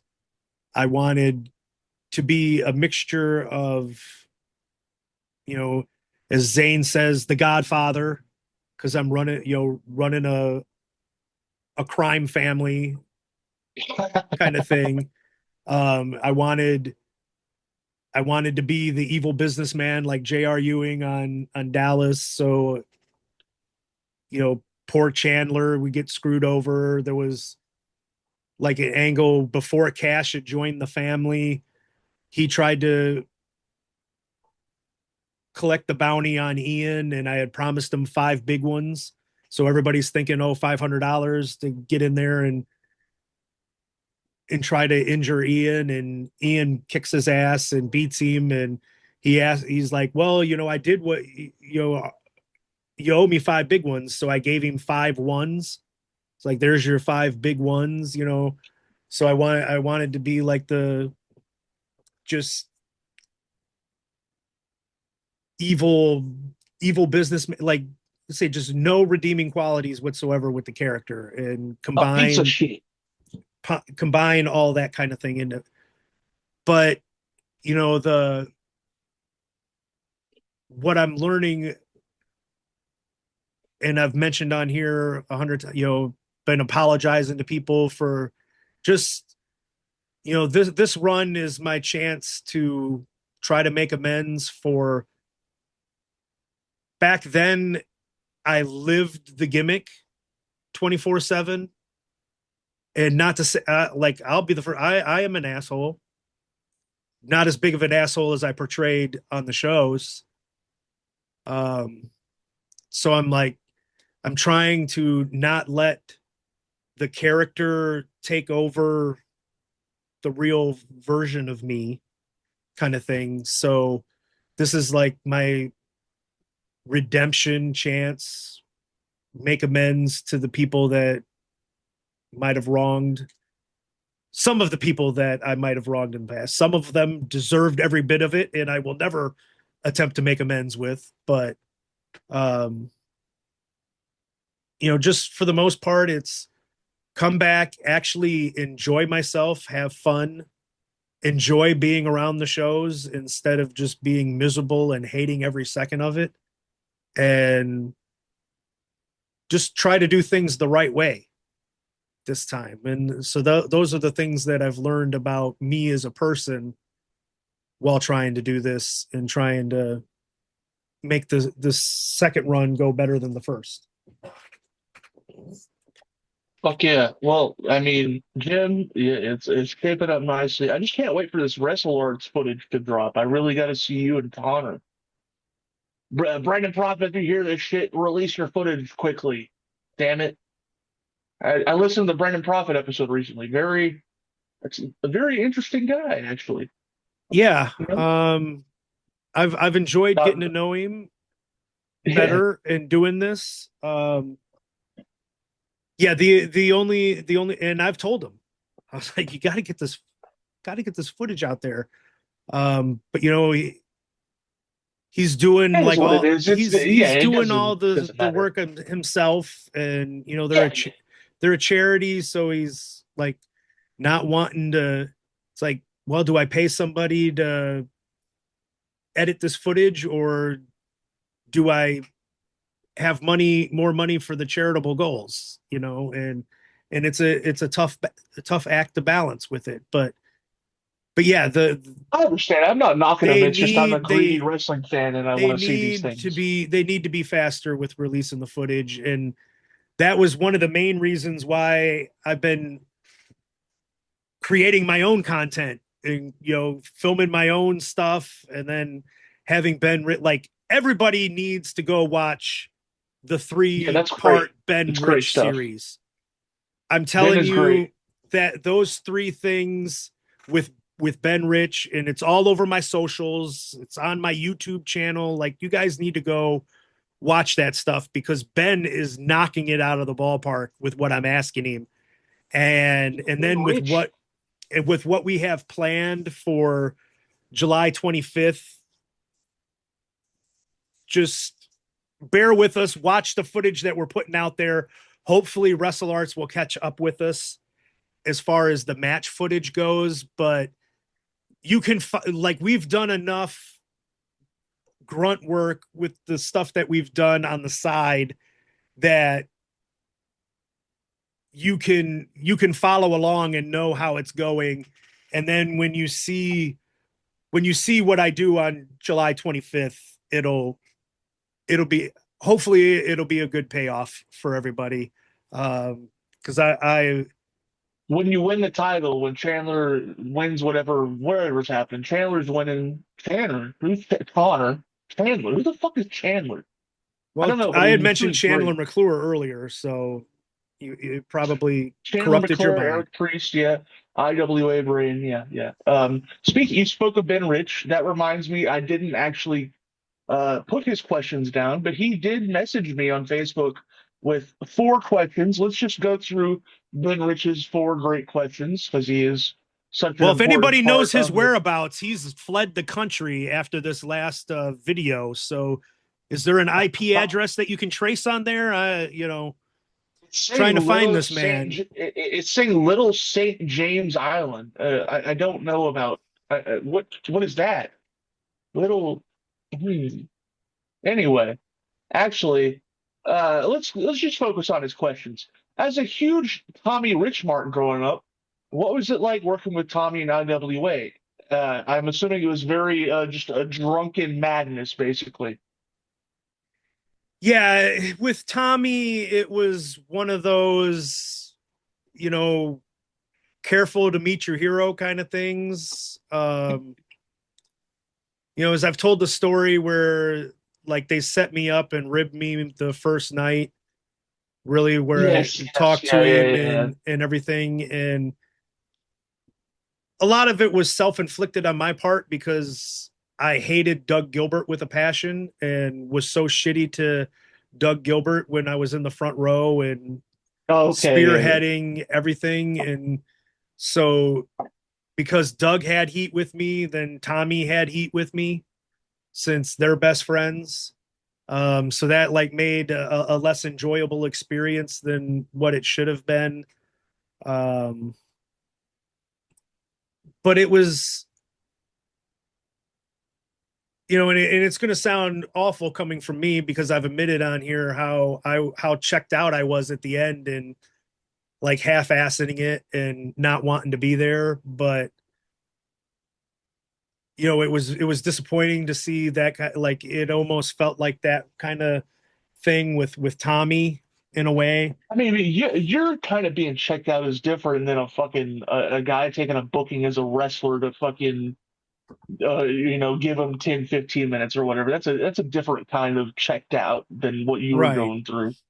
Um, but yeah, there was just times that, let's just say, he was not in the best condition to go out there and put on a show. And so that was like disappointing to me. Um, but after that first interaction, when he was screaming at me and like scaring the shit out of me, like there was really just limited interactions with him after that. Just stayed away. Yeah. I just pretty much just like stayed away because I put the man in the semifinals of my dream TPI. He's one of my all-time favorites, and I could see the way that it was going that I needed to keep that distance in order Yeah. to still be Preserve it. able to Yeah. reserve those preserve those memories that I had of him the way that I did when I was growing up. So it was disappointing interactions, and really, like, I wish he was more like Tracy. Let's just put it that way. Yeah. Yeah. Yeah. Um, feel free at any point to tell me to like wind down and try to wrap this shit up because there is a bunch of questions and I've been trying to edit it as we're going along. So I'm sorry to anybody whose question didn't get asked. It's because it's a subject that has more than likely been addressed in a prior podcast from Jim. So it wasn't a fuck you or anything. But moving on with Ben Rich's questions, he has three more questions he asked. How did, and this is something I wanted to know because it blew my fucking mind when I saw it. How did Kenny Bolin get brought into like 97 IWA, especially with the heat between Ian and Cornette? That is a that is a question I wish I knew the answer to, because me and Ben Rich were sitting next to each other in the front row when stuff was going on. So I Okay, no, don't know. okay, I you don't came know in. how Okay, that. gotcha. I don't know how that came about. I I know that in a like haha kind of fashion, like the NWO was huge at that point. Kentucky had just Slightly, won. Kentucky had just like they went national champion, runner up, national champion. So they were like yeah, running the best. the college basketball world. So Yes. so on campus in the bookstore, they were selling KWO shirts that said Kentucky World Order in the same fashion that uh of the NWO shirts. So me and Ben bought this t-shirt, and we colored in the Tucky, and we started going to IWA shows with Ken World Order t-shirts, and So you like Kenny Bolin? You were a Kenny Bolin fan, we thought he or was it sucked. ironic? It Okay, it was was ironic. ironic. Shit. We thought he sucked, but because we were like cheering all the heels and Gotcha. Yeah, yeah, kind of yeah, deal, yeah. like we were like, okay, we love Kenny Bolin. So we had this Ken World Order, and there might even be, I'm gonna have to go through my pictures, but there might even be a picture where I've got the Ken World Order T-shirt on at some point with a picture that so people can like actually see what this thing looked like. But we would wear it and cheer him on, and he would think that he had just these two big fans. Um, my only real interaction with Kenny Bolin, though, was in that cage match, my first night in, when Bull was beating me up, and he was managing the Oh heel yeah, he just team, beat the shit out of you. and Yeah. he's like told not to touch me, but he's beating me up with the tennis racket, and he disappeared shortly after. Um, like I have no idea how that came. Like, yeah, it just baffles me that somebody that at least claimed to be Jim Cornette's best friend. I mean, I don't know either guy to know I don't how think they're true that. friends anymore, but they were definitely friends. They were, I mean, Cornette's talked about him constantly. It makes it sound like he was kind of like a weight around his ankle that he dragged around for a long time, but they were definitely friends. Yeah, so like, yeah, I have no idea how that came about as to how he ended up on Ian's shows, unless Ian did a lot of like he would book a lot of people in hopes that it would like squash this or help that, and so maybe he thought if I book Jim Cornette's friend, maybe Jim Cornette will stop shitting all over me every chance he gets, but you know, uh, Gotcha. didn't work. Uh, the third question from Mr. Ben Rich. What are your memories of Dennis Carluzzo? The night that he came in and threw cheese at the ring rats was one for the books. Never got to meet him. Corluzzo. Never got to meet him. I know there was a lot of people that had some pretty funny stories about the guy, but I never really met him. I just know I've talked on the podcast before of one of my favorite memories of the Kmart building was the moment of silence for Princess Di, and I'm losing my mind in the front row. Like, why in the fuck are we doing a moment of silence for Princess Di? This is the dumbest fucking thing ever, and I'm getting irate in the front row. And then Coraluzza comes out and was like, "Fuck that bitch!" And then starts cutting his heel promo. Instantly put him over. Did he get Over heat with for me. that, or were they like, "Fuck yeah, fuck that bitch"? I don't I mean, imagine the fans mostly gave him heat for it, just but because it was him, probably like, more because than it anything. was, but yeah, throwing cheese at the rats, and then coming out and being like, "Fuck that bitch" with Princess Di. That, like, it was entertaining. It was entertaining, but there was the one thing I forget exactly who it was that said it. Hell, it might have been Ian, but when Was it something Coraluzza dumb? when Coraluzza died and somebody said there was a good turnout, Ian or somebody said, "Well, if you give the people what they want, they'll come out." And I was like, "God damn, that He was has his stiff." moments. Um, One last question from Ben Rich. This is a very serious. Please pay attention, Jim. You okay. know, as you've mentored Connor Hopkins on the Indies, you played a very important role in his young career in wrestle arts. Uh, how many times have you sat down with this young man and watched the Dory Funk Jr. versus Tommy Gilbert match from the first Gilbert Memorial? Like, have you really had him study this tape and as a maybe a lesson of what not to do? I was gonna say, if it was a teaching lesson, it would be burn every fucking copy of that match that is out there in existence, because holy Well, dog that shit.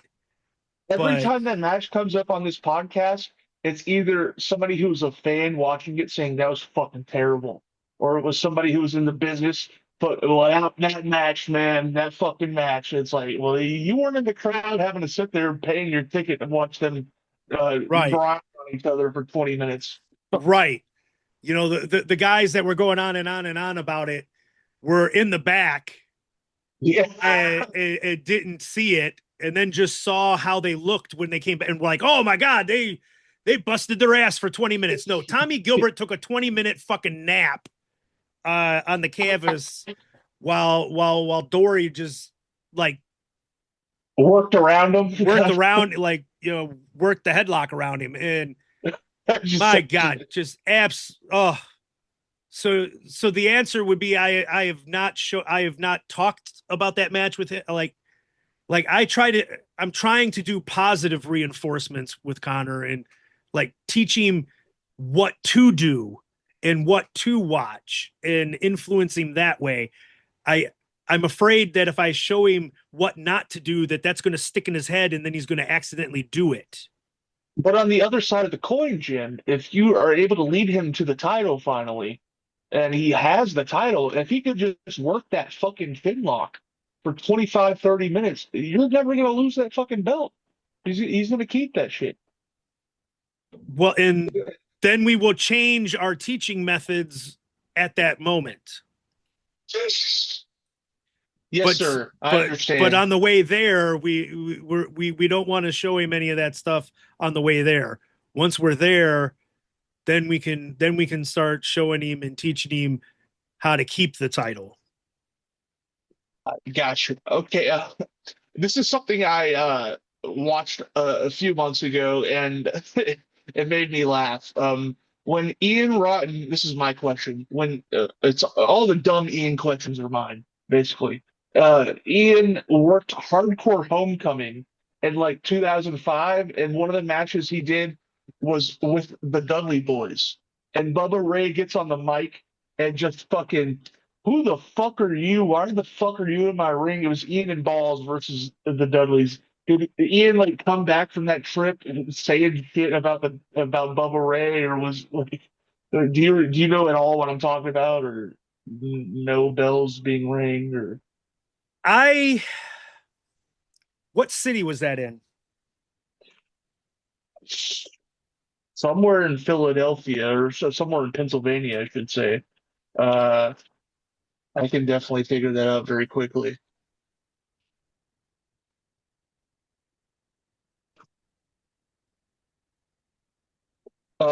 It's actually Cleveland. Cleveland. Okay. So I wasn't at that one. I think I was at one in Pittsburgh, but not in Gotcha. Cleveland. The I know Ian could not stand Bubba Ray, and evidently the feeling, it sounds like the feeling was mutual with it. Um, so Ian never really had anything kind to say about him, and I Yeah, know I mean, he was a giant douchebag the one time I met him. So I'm a fuck Bubba Ray to the end of time guy myself. Just that's you just know, one of the only matches where you see somebody like on the mic telling Ian like "fuck you, you suck," and he's like having to take it and deal with it, and he can't do anything to control it.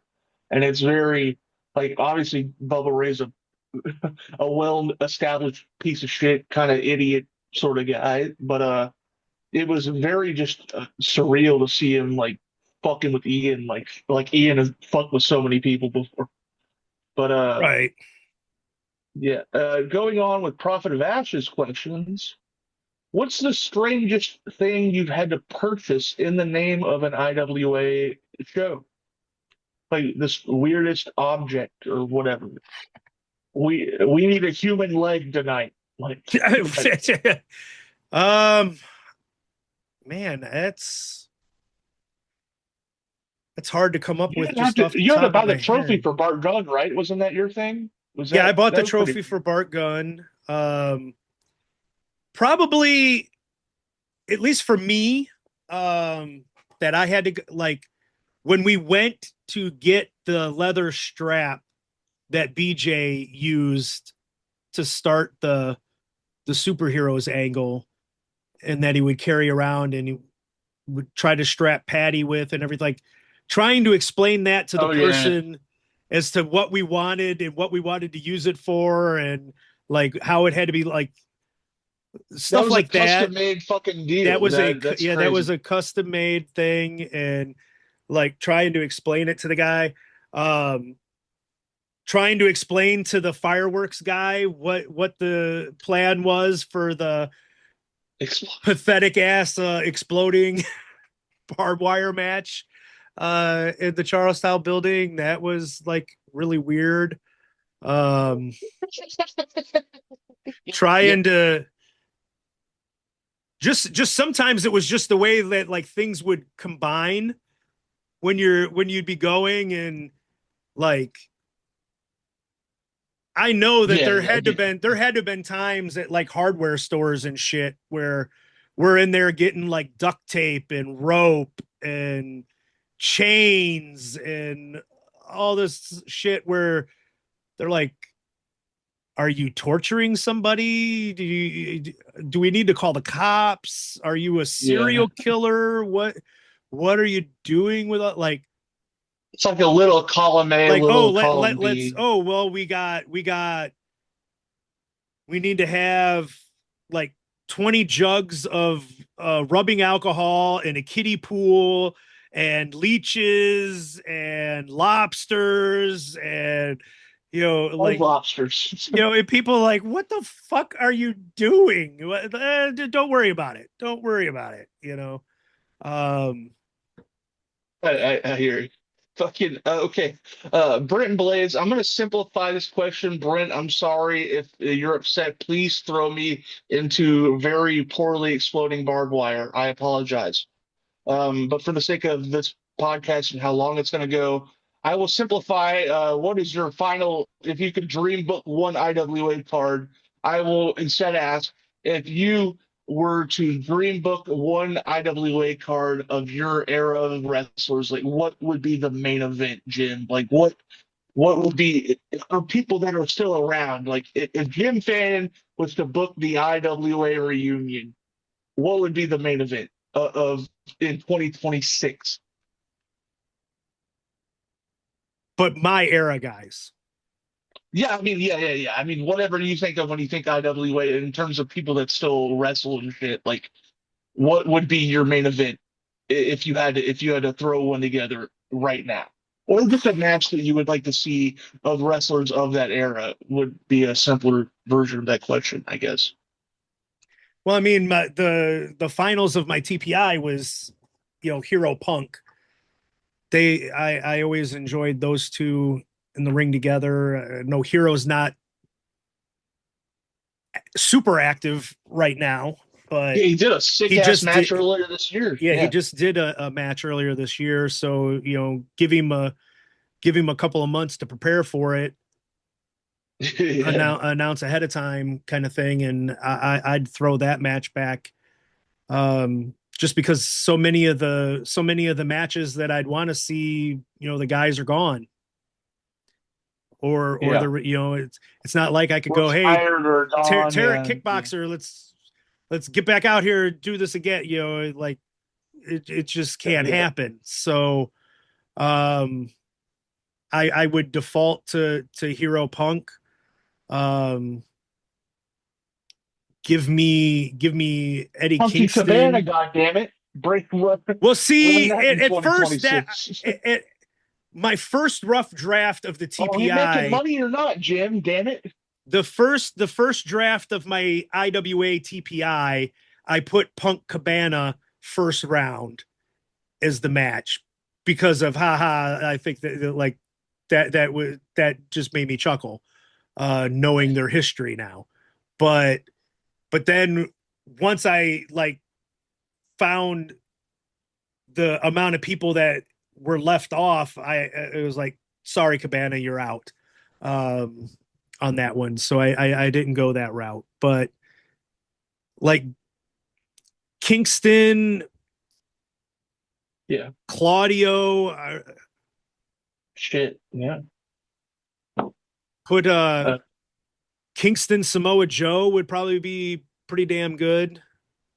Fucking Necro's still out there getting dropped on shit at I 90 wouldn't years want him on old. my I wouldn't want Nobody him on does the show. it. No, Smart man. Smart man. no. That's like the sad, like, okay, well, one, who's still healthy enough, two, Who do you want to be around? who has enough of just the beginning stages of CTE instead of full blown CTE, brain damage, to go out there. Probably, Gotcha. you know, Toby can still Yeah, go. that yeah. Tank I can wish he'd do still more of go. the I'd put. fucking. I wish Toby would do more of the type of shit. That's the one thing I want of Toby. God damn it! Somebody should send this to Toby. Tell him to do more. Shit. That's what I think of when I think of Toby was he's murdering a motherfucker and he's like doing like Red Skelton impressions on. Let's go back to Brent Blades. If there's one IWA rerun and make everything go the way it should have went, what would it have been? I'm guessing Morris, but besides Morris, perhaps.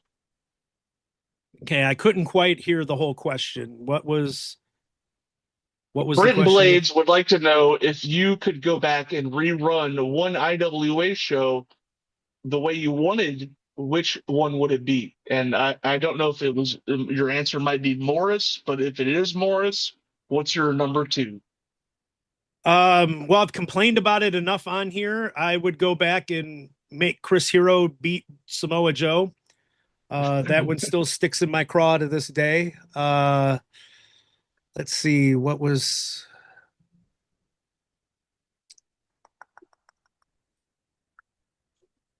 I guess that's the that's the immediate one that sticks out in my head other than Morris. Um, It's cool. You haven't got to dig anything up. That's all good. yeah, I We've got mean, plenty of questions. to this day, and it's not a knock on Samoa Joe. I had Samoa Joe No, out it's into the always semifinals of my dream TPI too, but just the fact that we basically on our own show, Ian admitted that Ring of Honor was better than IWA by putting their best over our best, and to me that you know either don't why. do Why? either don't do the fucking match, or if he can't do the job because he's Ring of Honor champion, then fucking find a way to make it a no contest or something. Yeah, do a draw like fucking Do a Flair time, yeah, wrestle do it, yeah, anybody or do a go on. time Yeah. limit draw, but you don't put your guy under, and so the other another promotion can sit there and go, see, we're better than you. And so that would be the thing that I would go back and change. All right. One question again from Will Hodgetts. This is uh just a random name. Any memories of Alistair Fear from the Blue Barn days? Oh, you have an uh answer? Oh shit. uh uh manslaughter's best friend, Alistair Fear. Yeah. um Shit. so guilty by association. Okay. All right. Prophet of Ash. Not okay. I guess you said earlier that you had a bad encounter with the gusset plates at the Bloodstone. Bloodstone. There was a Bloodstorm that ran in fucking New Jersey a couple years ago. It fucks me up, Bloodstone. But you said you had a bad interaction with the gusset plates there, but not taking that into consideration as somebody. What is your thoughts on gusset plates as somebody who they've came into the play in deathmatch wrestling since you've left the field? Well, What do you I think can't, about that as an artifact? I mean, I'm too biased at this point now. I can't take off we're 10 days later and my finger is still sensitive to the touch. I I mean, I don't like gusset plates, but that's because of my bad experience. So, Well, do you um, see when you see them like used in a match, are you like, wow, that's just fucking like a cheap way to get blood? That's a fucking like you're like I mean, it's or effective. It's a hell of a visual. I will give that. It is a hell of a visual, and I'll tell this story and fuck it. Um, so we're at the Bloodstone show and we're trying to come up with, we're going to do this, we're going to do that. What do we do? Um, so there's a spot where I shove Anakin off the top rope and he crashes through a door that's set up between like the ring and the guardrail, bridging the guardrail and the ring. And he goes through the door and through the chairs that were underneath it, um, as I push him off the top. yeah, I One of saw the that clip where things, you pushed them off through it. yeah. Yeah, So one of the things that was tossed about, there was a like 2x4 that had two gusset plates attached to the end of it. Um, at at one point they wanted me to like hit him with that, and it's a guaranteed gusher. they were wanting to like do the spot where I put him through. So I was like, well, how about we just combine it into one? And so that my fat ass doesn't have to like try to jump up on and get up onto the ring apron to do this. I just have that and hit you, and that's what sends you through it. And so we were like going to do it that way. But then I was like, now I've never used gusset plates. I don't, these things look pretty fucking devastating. How do you want me to do this? How am I swinging it? And they were like, they were explaining it and like, well, do it this. And I'm like, so not like he's Jimmy Jacobs. And Anakin looked at me and was like, God fucking no, don't hit me like that with it. And we got a chuckle out of it.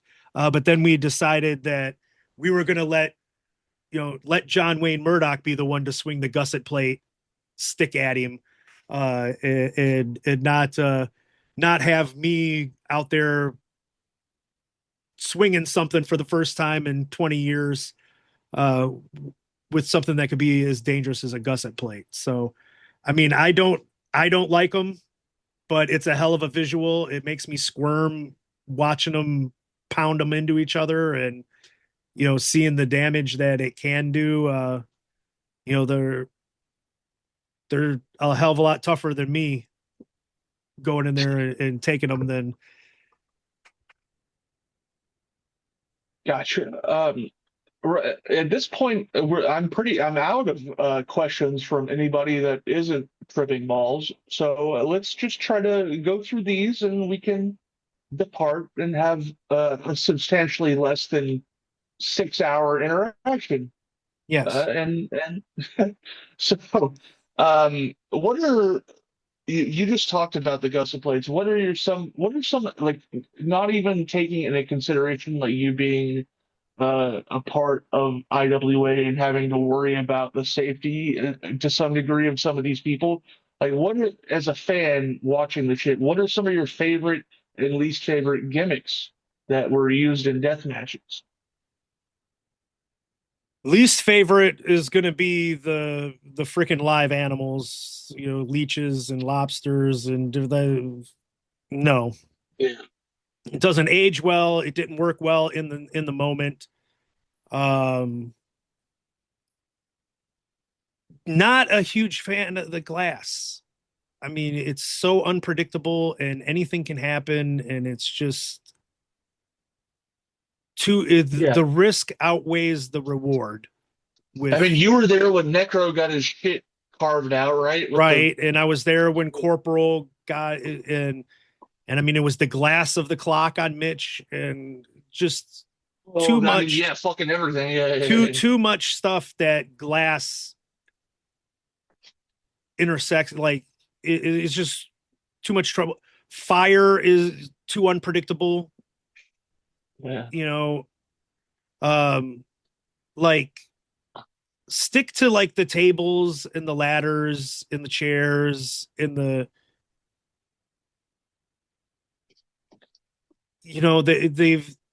escalated everything so much now that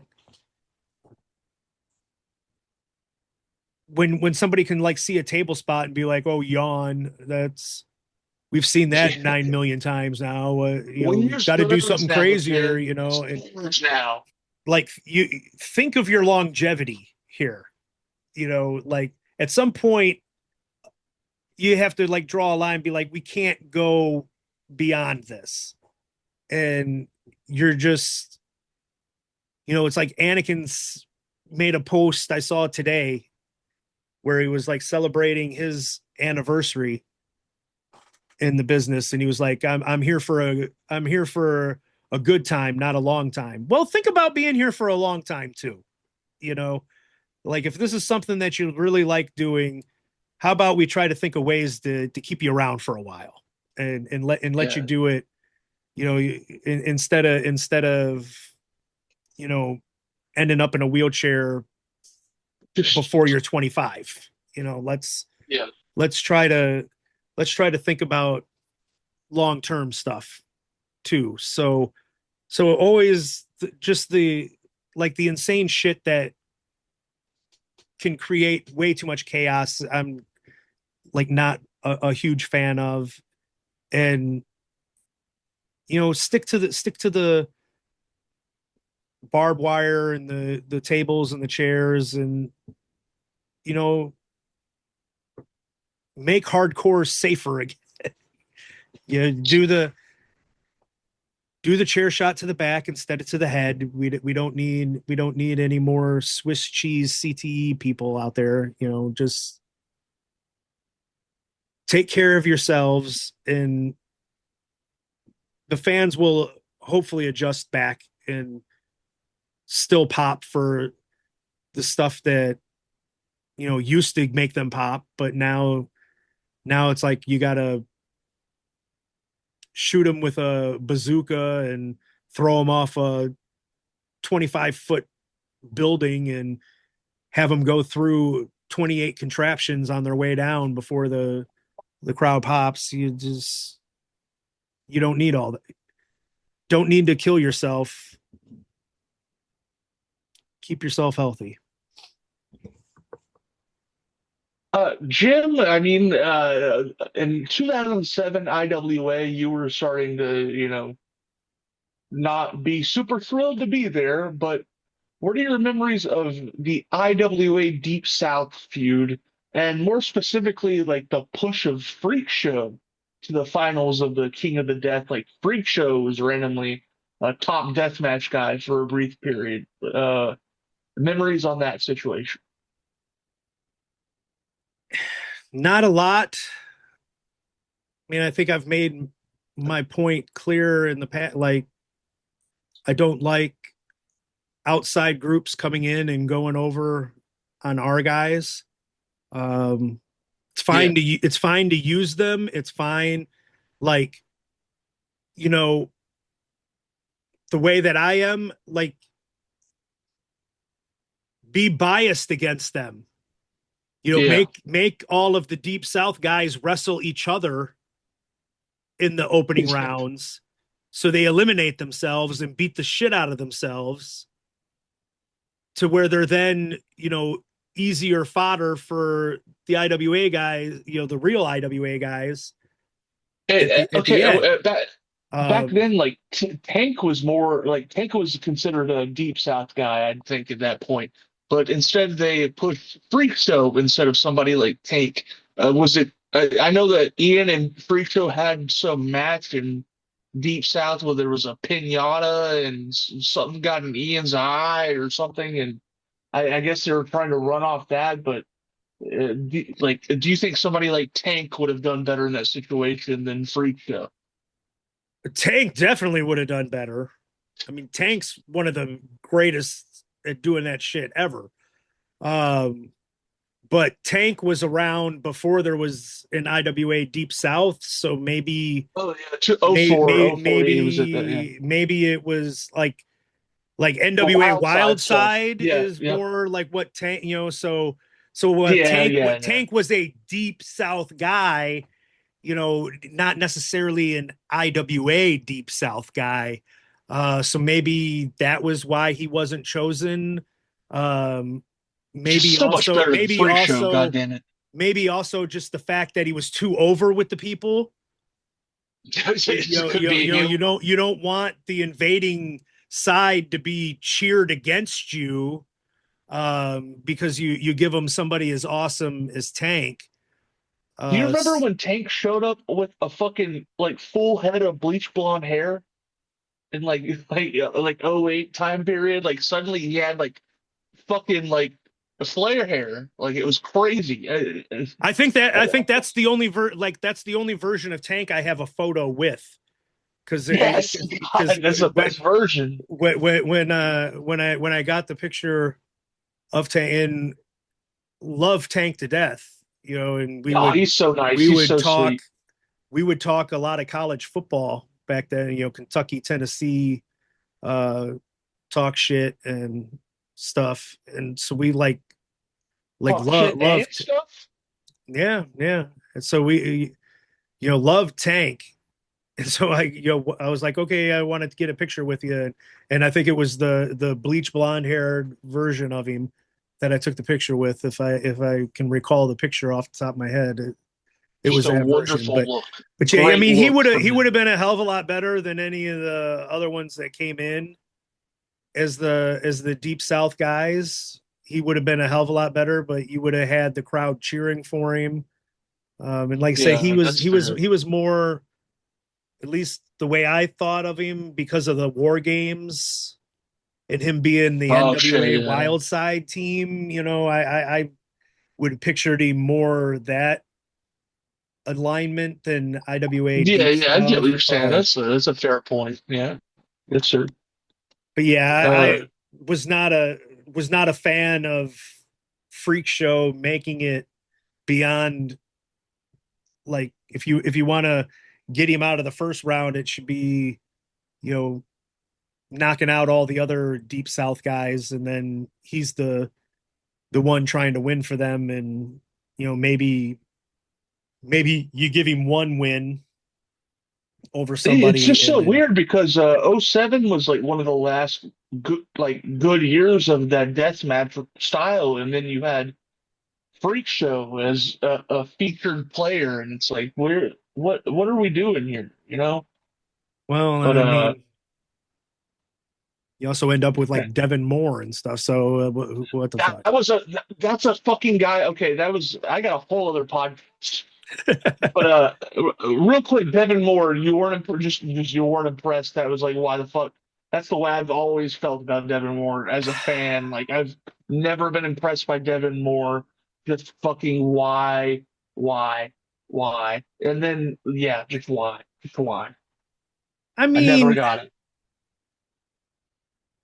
he was a decent hand to have around, but he wasn't But he he acted wasn't like all he he was a wasn't all fucking that like god of wrestling. He acted like he was had been in fucking the business for 30 years doing the shit. yeah. I Like mean, I wouldn't have had him as a main eventer, but you need to have, like, he would have been a perfect guy. Like, if you want to push the deep south guys, he would have been a perfect one for, okay, you beat Devin Moore. Okay, great. Uh that yeah. that's the kind of thing that I would have done with it. Never should have Uh won a king, is what you're saying. I wouldn't have made that choice, no. That was a sick bump to end the show, but what not? The Devin Moore, I never been a Devin Moore guy, and it seems like he's no longer a part of the wrestling business for whatever reason. It's been a few years now.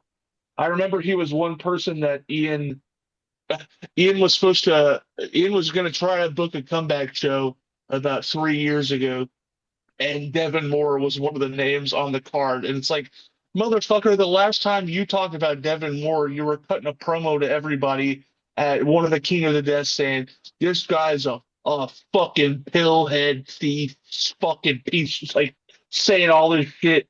And then when Ian's trying to run his comeback show, who shows up? Fucking Devin Moore when nobody's using Devin Moore. It's just funny to well, me. because those would be the only people that would have worked for him were the people that couldn't Yeah, work anywhere else. So they were that's a fair match enough. made Touche. match made in heaven at that point. Do you remember Ian doing a podcast? This is probably around the time that you left, where he's just basically getting like Mickey, Tracy, Bull Payne, all these people are calling in and just saying, "Yeah, you did this shit to me. You did this fucked up shit to me." And Ian just for whatever reason stays on the line and is answering all of these questions. Have you ever, you know what I'm talking about at all? I've never listened to it. I've definitely heard about it. Definitely Yeah. heard about it. Um,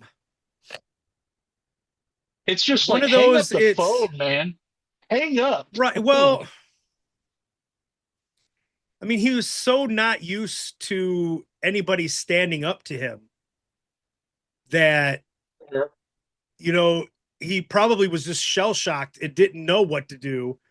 And then he was like, for some reason, I'm gonna have to defend you. Like, I'm gonna defend myself. And like I remember it happening, and I remember hearing about it. I've never gone and actually listened to the actual footage and listened to Yeah, this needs to. any of You it. know all about it. You don't need to hear anything that Yeah, was yeah, I discussed. lived it. I don't need to. I lived Yeah. it. I don't need to hear it. Um, but yeah, it's That one of was those, really you the punch. downfall of IWA at that point. I feel like, I mean, everything that had already happened, but then that was like the cherry on top of the fucking Sunday when that podcast came out.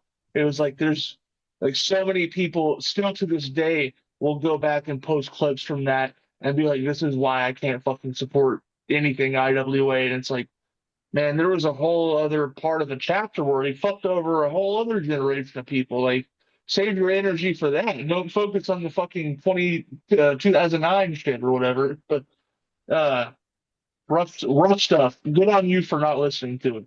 You aren't Yeah. missing much. Okay, three more questions before I have a series of bullshit to wrap up the podcast. Okay. Uh, Without saying my name or anyone else's, this is a yes or no question. Is there a name that comes to your mind when I ask what your least favorite Fannon's Flashback podcast has been? Yes or no? Yes. Okay. Thank you. Moving on. Nick Without Manawa naming knows the any, answer to that one, but we'll spare feelings and not name names. But yes, there is one that to yeah, I this mean, yeah, you don't gotta, to this day I will make reference to Nick yeah. Manawa on it. But Gotcha, yeah, gotcha. Okay, without naming names, if you could just describe the situation or just say, yes, this happened or it didn't happen. Have you had any negative experiences in new locker rooms since your return? Anything that has made you be like, wow, maybe these new kids are assholes or something like yes, that? Yes. yes. But has was that just like a one-time thing or it's not Well, I mean, coming up? I haven't been in very many Oh yeah. locker rooms Yeah, okay, okay. on it, but yes, and Trick Davis is if Trick is listening right now, Trick Davis is laughing hysterically because he knows exactly.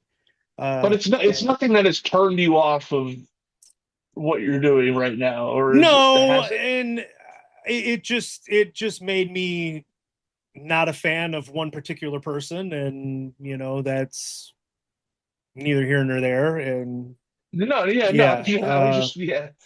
And but one yeah, last question. just Sorry. basically it was, I don't know if they were like testing me to see like what I would do, but just one of those Weird shit. interactions where Weird you're shit. like it was almost like an out of body experience for me as I'm sitting there like really this is what, and Is this 2007? What is happening? right. uh, but yes, there was an incident, but yeah.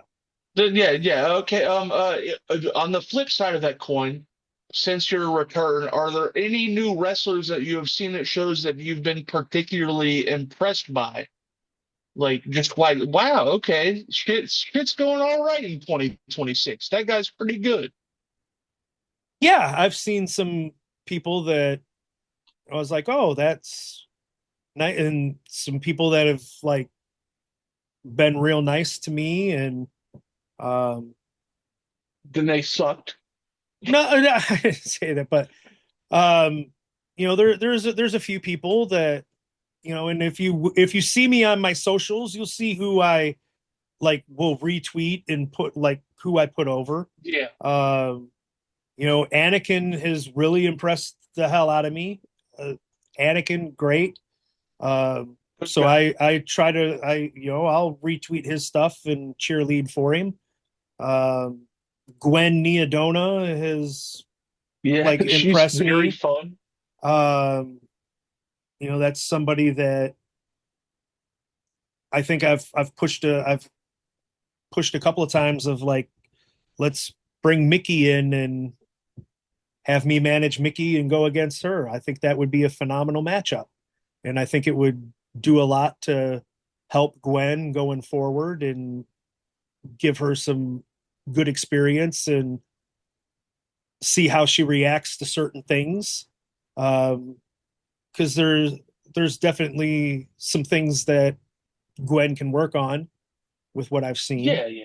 kind of deal, and I think Mickey can get that out of her and see how that goes. The first time I met Gwen was the last Pawcade.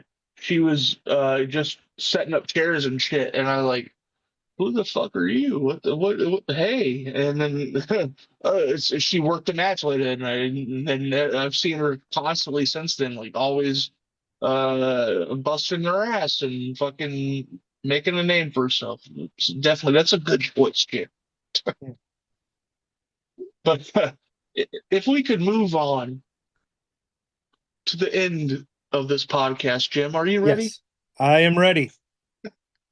Alrighty, let's wrap up the second and probably final. If I had to guess, Jim Fannin AMA. Well, if we get to episode 73, you're coming back and we're doing this again, just so you know. Fun. I'll be there. Um, okay, Jim,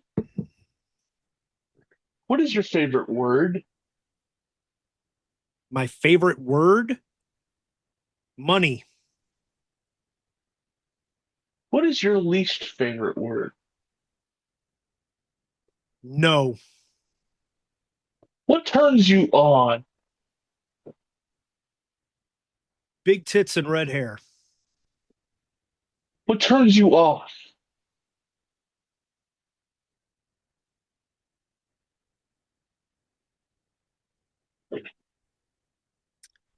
Noticing the disinterest that the woman has in me that has big tits and red hair. What is a sound or noise that you love?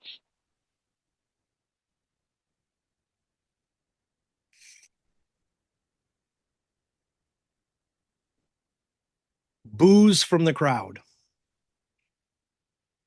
What sound or noise is it that you hate? Rap music.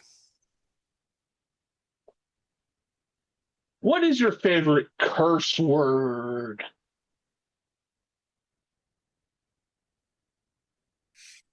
Hmm. So many you have used throughout the Right, years, right. probably. Just You got one more. fuck. If you Fuck is say, if versatile. you, Fuck is versatile enough. We'll go with that.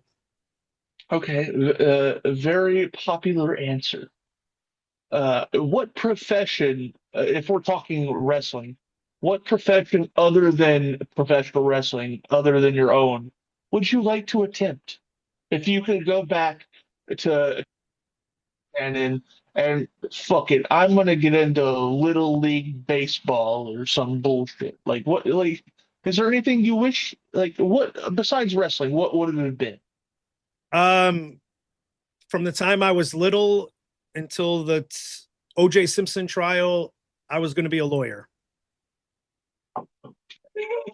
You're like fuck it, the law Yeah, doesn't matter I was going to be anymore. a lawyer. I got the like I had my future all planned out. I was going to be a lawyer. Then I was going to get into politics. I was going to become president when I turned 40 in 2016. So I could have been there to take out Donald Trump and save us all. But when I got into college, the pre-law class that I was in, they brought in the dean of the law school, and the dean of the law school told us that all law schools were getting so flooded with applicants that unless you knew somebody that was like a legacy and a huge donor, it was next to impossible to get into law school anymore. And I did not know anybody, and I did not have any connections, and I did not have anybody that was rich and donating money. So between that and then watching the O.J. Simpson trial, I was like, I can't do this. So I pretty much blew up my college career. Pretty much ended at that point because I was far enough along that I didn't want to switch majors. But then I had also, when my dad passed away, it was too late in the semester, and I had to move back home to deal with shit because my mom had already passed. So I was the one that had to handle like all of the legal shit. and getting the will taken care of and getting the house put into my name and all that shit. So I couldn't stay at college in Kentucky and do all this shit 8 hours away in Morris at the same time. The internet was too young and too infant. There wasn't a option to like do my schoolwork online like there is now. So I had to drop all of my classes, and because it was too late after the ad drop date, they had to fail me in every class. So I had an entire semester of F's and then was put on academic probation when I came back because of all the F's. So my grade point average was fucked.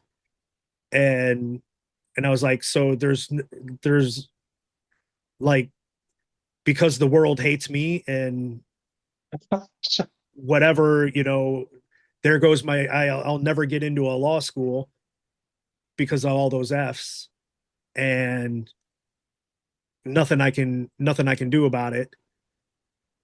It is what it is. So, I did the next best thing. I hooked up with a huckster and lost all my money in wrestling. So, but yeah, it would have been becoming a lawyer. Alrighty. Well, on the flip side of that coin, what profession other than your own would you have never liked to have participated in? What profession would you not like to do?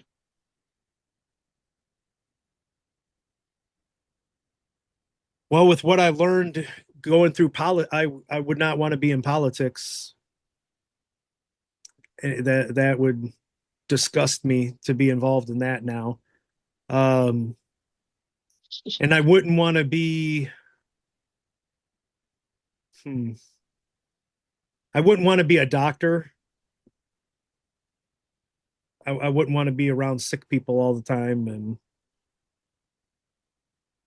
and some of the gore, some of the. Fair enough. The last question, Jim Fannin, if I could clear my throat, and just play with me. I'm pretty sure you're like me, and you don't really know for certain about certain things, and you prefer to remain indifferent. But just play with me again. Last question: if heaven exists, what would you like to hear God say when you arrive at the pearly gates? This is simple. I've thought about this pretty much my entire life. If there is a heaven, I would be very shocked. But if there is a heaven and I get there, God's going to be yelling, close the fucking gates right now because I'm coming for him, and I'm going to kick his fucking ass and beat him to death for the shit he put my dad through, for the shit he put my mom through, for the shit he put me through, for the shit he put my grandmother through, having to deal with it her whole life. And so my whole plan is sneak into heaven, and I'm gonna beat the Cheap shit out of shot God. God. Yeah, cheap And shot then God. and then Fucking I'm gonna take his take eyes over. out. And then I'm gonna take over and run shit my way if it has. So that's the easiest question on the I face mean, of on the face of the I earth mean, is I'm going to take a pound of flesh out of God and whoop his ass and piss on his grave after I kill him.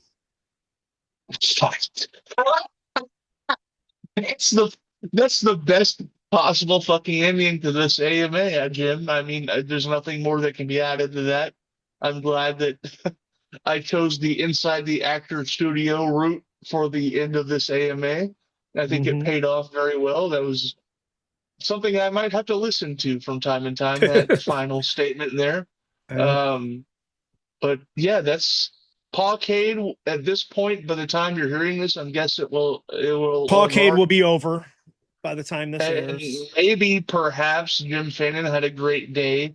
Maybe it was terrible. Maybe it was horseshit. Either way, I know I was on commentary for it, and it will soon be premiering on the Midwest Territory YouTube page. Jim, you have fucking changed my life before I ever got the chance to speak to you, just as a wrestling fan. and the things that you participated in and made better. Uh, I'm like, it's no bullshit. Like, I'm fucking like it sends chills up my spine, man, to get to talk to fucking Jim Fannin about this kind of shit, and to get to work a show with you at Podcast. I know I'm going to get to call, I believe, both of the matches that you're managing that night. So I'm fucking thrilled about that. Like, it's a dream come true. I love you. Wrestling loves you. Fuck what anybody, anything. Fuck them, Jim. Fuck everything. You are you, and you are a great person. And wrestling is better with you as a part of it. Thank you for everything. Well, thank you for those kind words. I greatly appreciate it. None of this is possible without you. I said it on the first one. You know, Annoying you on Twitter, you pestering you. you were you were one of the ones that put the seed into the brain that this was something that I could get back into and potentially be able to do. So none of this happens It's without because that. of the mind that I have for this business, thanks to my father, who is a legend, Hall of Famer, The Undertaker. You might have heard of him. Yes, yes, Yeah, I have. it's my dad. Complete with the butterfly, Yeah, fucking the Undertaker staple. in front of your pocket. Yeah, you better break that out at Parkade. I better see that at the from the broadcast booth. You better break that out and do it for me so I You're can gonna see be if like, you got your holy father's fuck, Mark moves. Calloway's here? Why is Mark Calloway at pocket? What is Right. happening? Fantastic. But thank you for joining me again on this. A lot shorter than last time. Thank God for Hopefully both the of us. crowd, hopefully the crowd likes what they hear on this one, and hopefully we get to an episode 73 to do it again.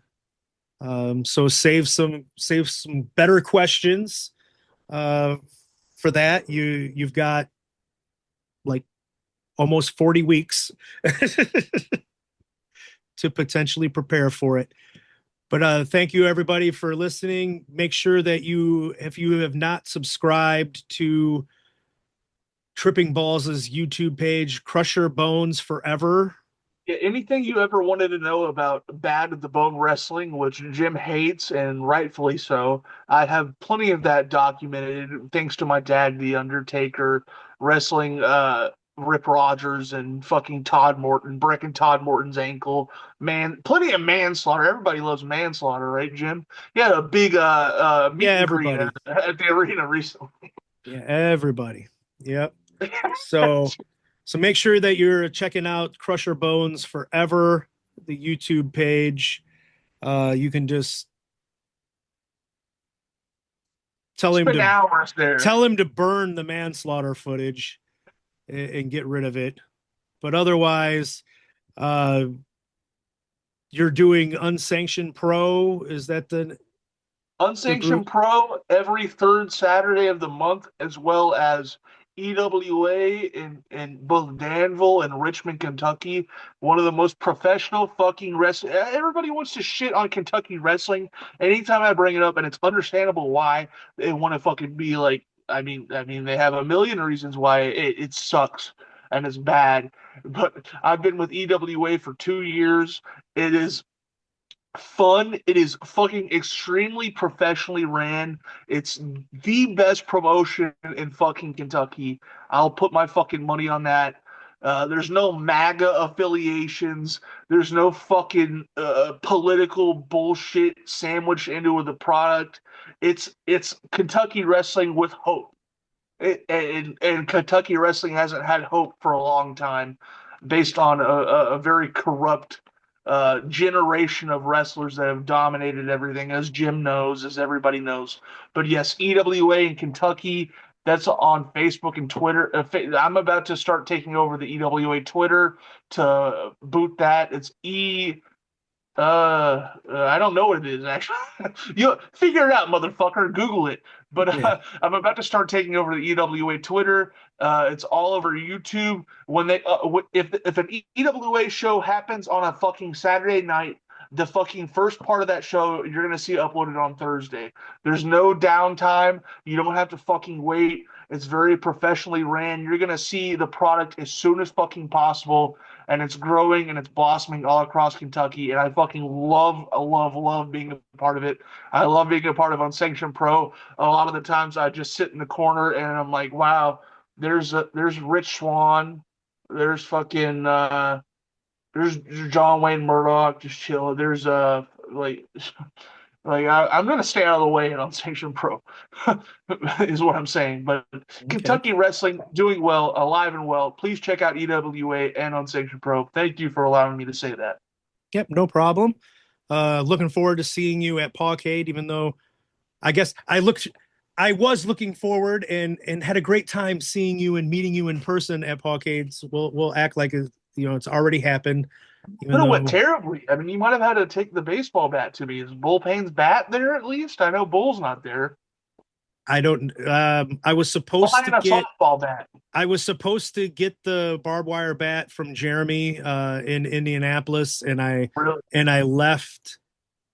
I left while he was still filming at GCW. Me and Trick left so we could get back, and I didn't end up getting it. So hopefully, he's supposed to bring it to Pawcade, so should have a bat. But that's already happened. So yes, it happened, or shamefully it didn't happen. Manawa, go back in and pick whichever way it went. Edit out the other. But no, as Tripping Balls has mentioned, with the footage coming out, Bloodstone dropped the day that we filmed this. The Bloodstone show that me and John Wayne Murdoch did from June the 12th dropped on YouTube today. So go and check out the Bloodstone YouTube channel if you have not already done so, and watch John Wayne Murdoch versus Anakin Murphy. It was a damn good match. And the first footage that is released on YouTube of my comeback. The other footage that's been released is Black Label Pro on IWTV if you want to go hunt up that show. That was my first night back.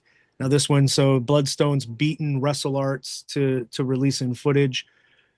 Pawcade has happened. That footage should be coming out on you said Midwest Territory YouTube page. Yeah, we'll have Pawcade. And then the only upcoming show on my schedule as this airs will be Wrestle Arts on July the 25th, where we have something huge in store for that night. Hopefully it's already been announced that the matchup is going to be David Ali and Braden Lee taking on Connor Hopkins and Trick Davis in a tag match. Is what we've got is the matchup for that night. Hopefully it's been announced by the time this airs, and we have something in store. Have big plans for the night before that Wrestle Arts show that is going to impact what happens on that Wrestle Arts show. So watch those Ben Rich promos that we talked about earlier, where he talks about the nuclear option that we have left on becoming champion, and get into your fallout shelters at that time on July the 24th, because some big things are happening, big things. And with that, try to book the Fannin Family for your future shows. We got Connor Hopkins, we got Trick Davis, we got the Rejects, we got Mickey Knuckles. There's Nick Manawa, Jess B's Knees, Just Jay. Tripping Balls is an honorary member of that as well. After doing these podcasts. What? Finally, officially. Oh my God. I don't know where we're going to fit you on the Brady Bunch themed photo that I've got. I'm out of boxes. I'm out of boxes on the Brady Bunch, but your word is good enough, Jim. But you're in there too. So at some point I'll probably while the Rejects beat up Sean Ross Sapp and Steve exclamation point, I'll probably come on over and say a few words on commentary with you while that's going on, so we can. They talk shit and they smell like it, Jim. So flush them down the fucking toilet, We will podcast. definitely do that. But bring in the Fannin family on your shows. So let it be written. So let it be done. Good day.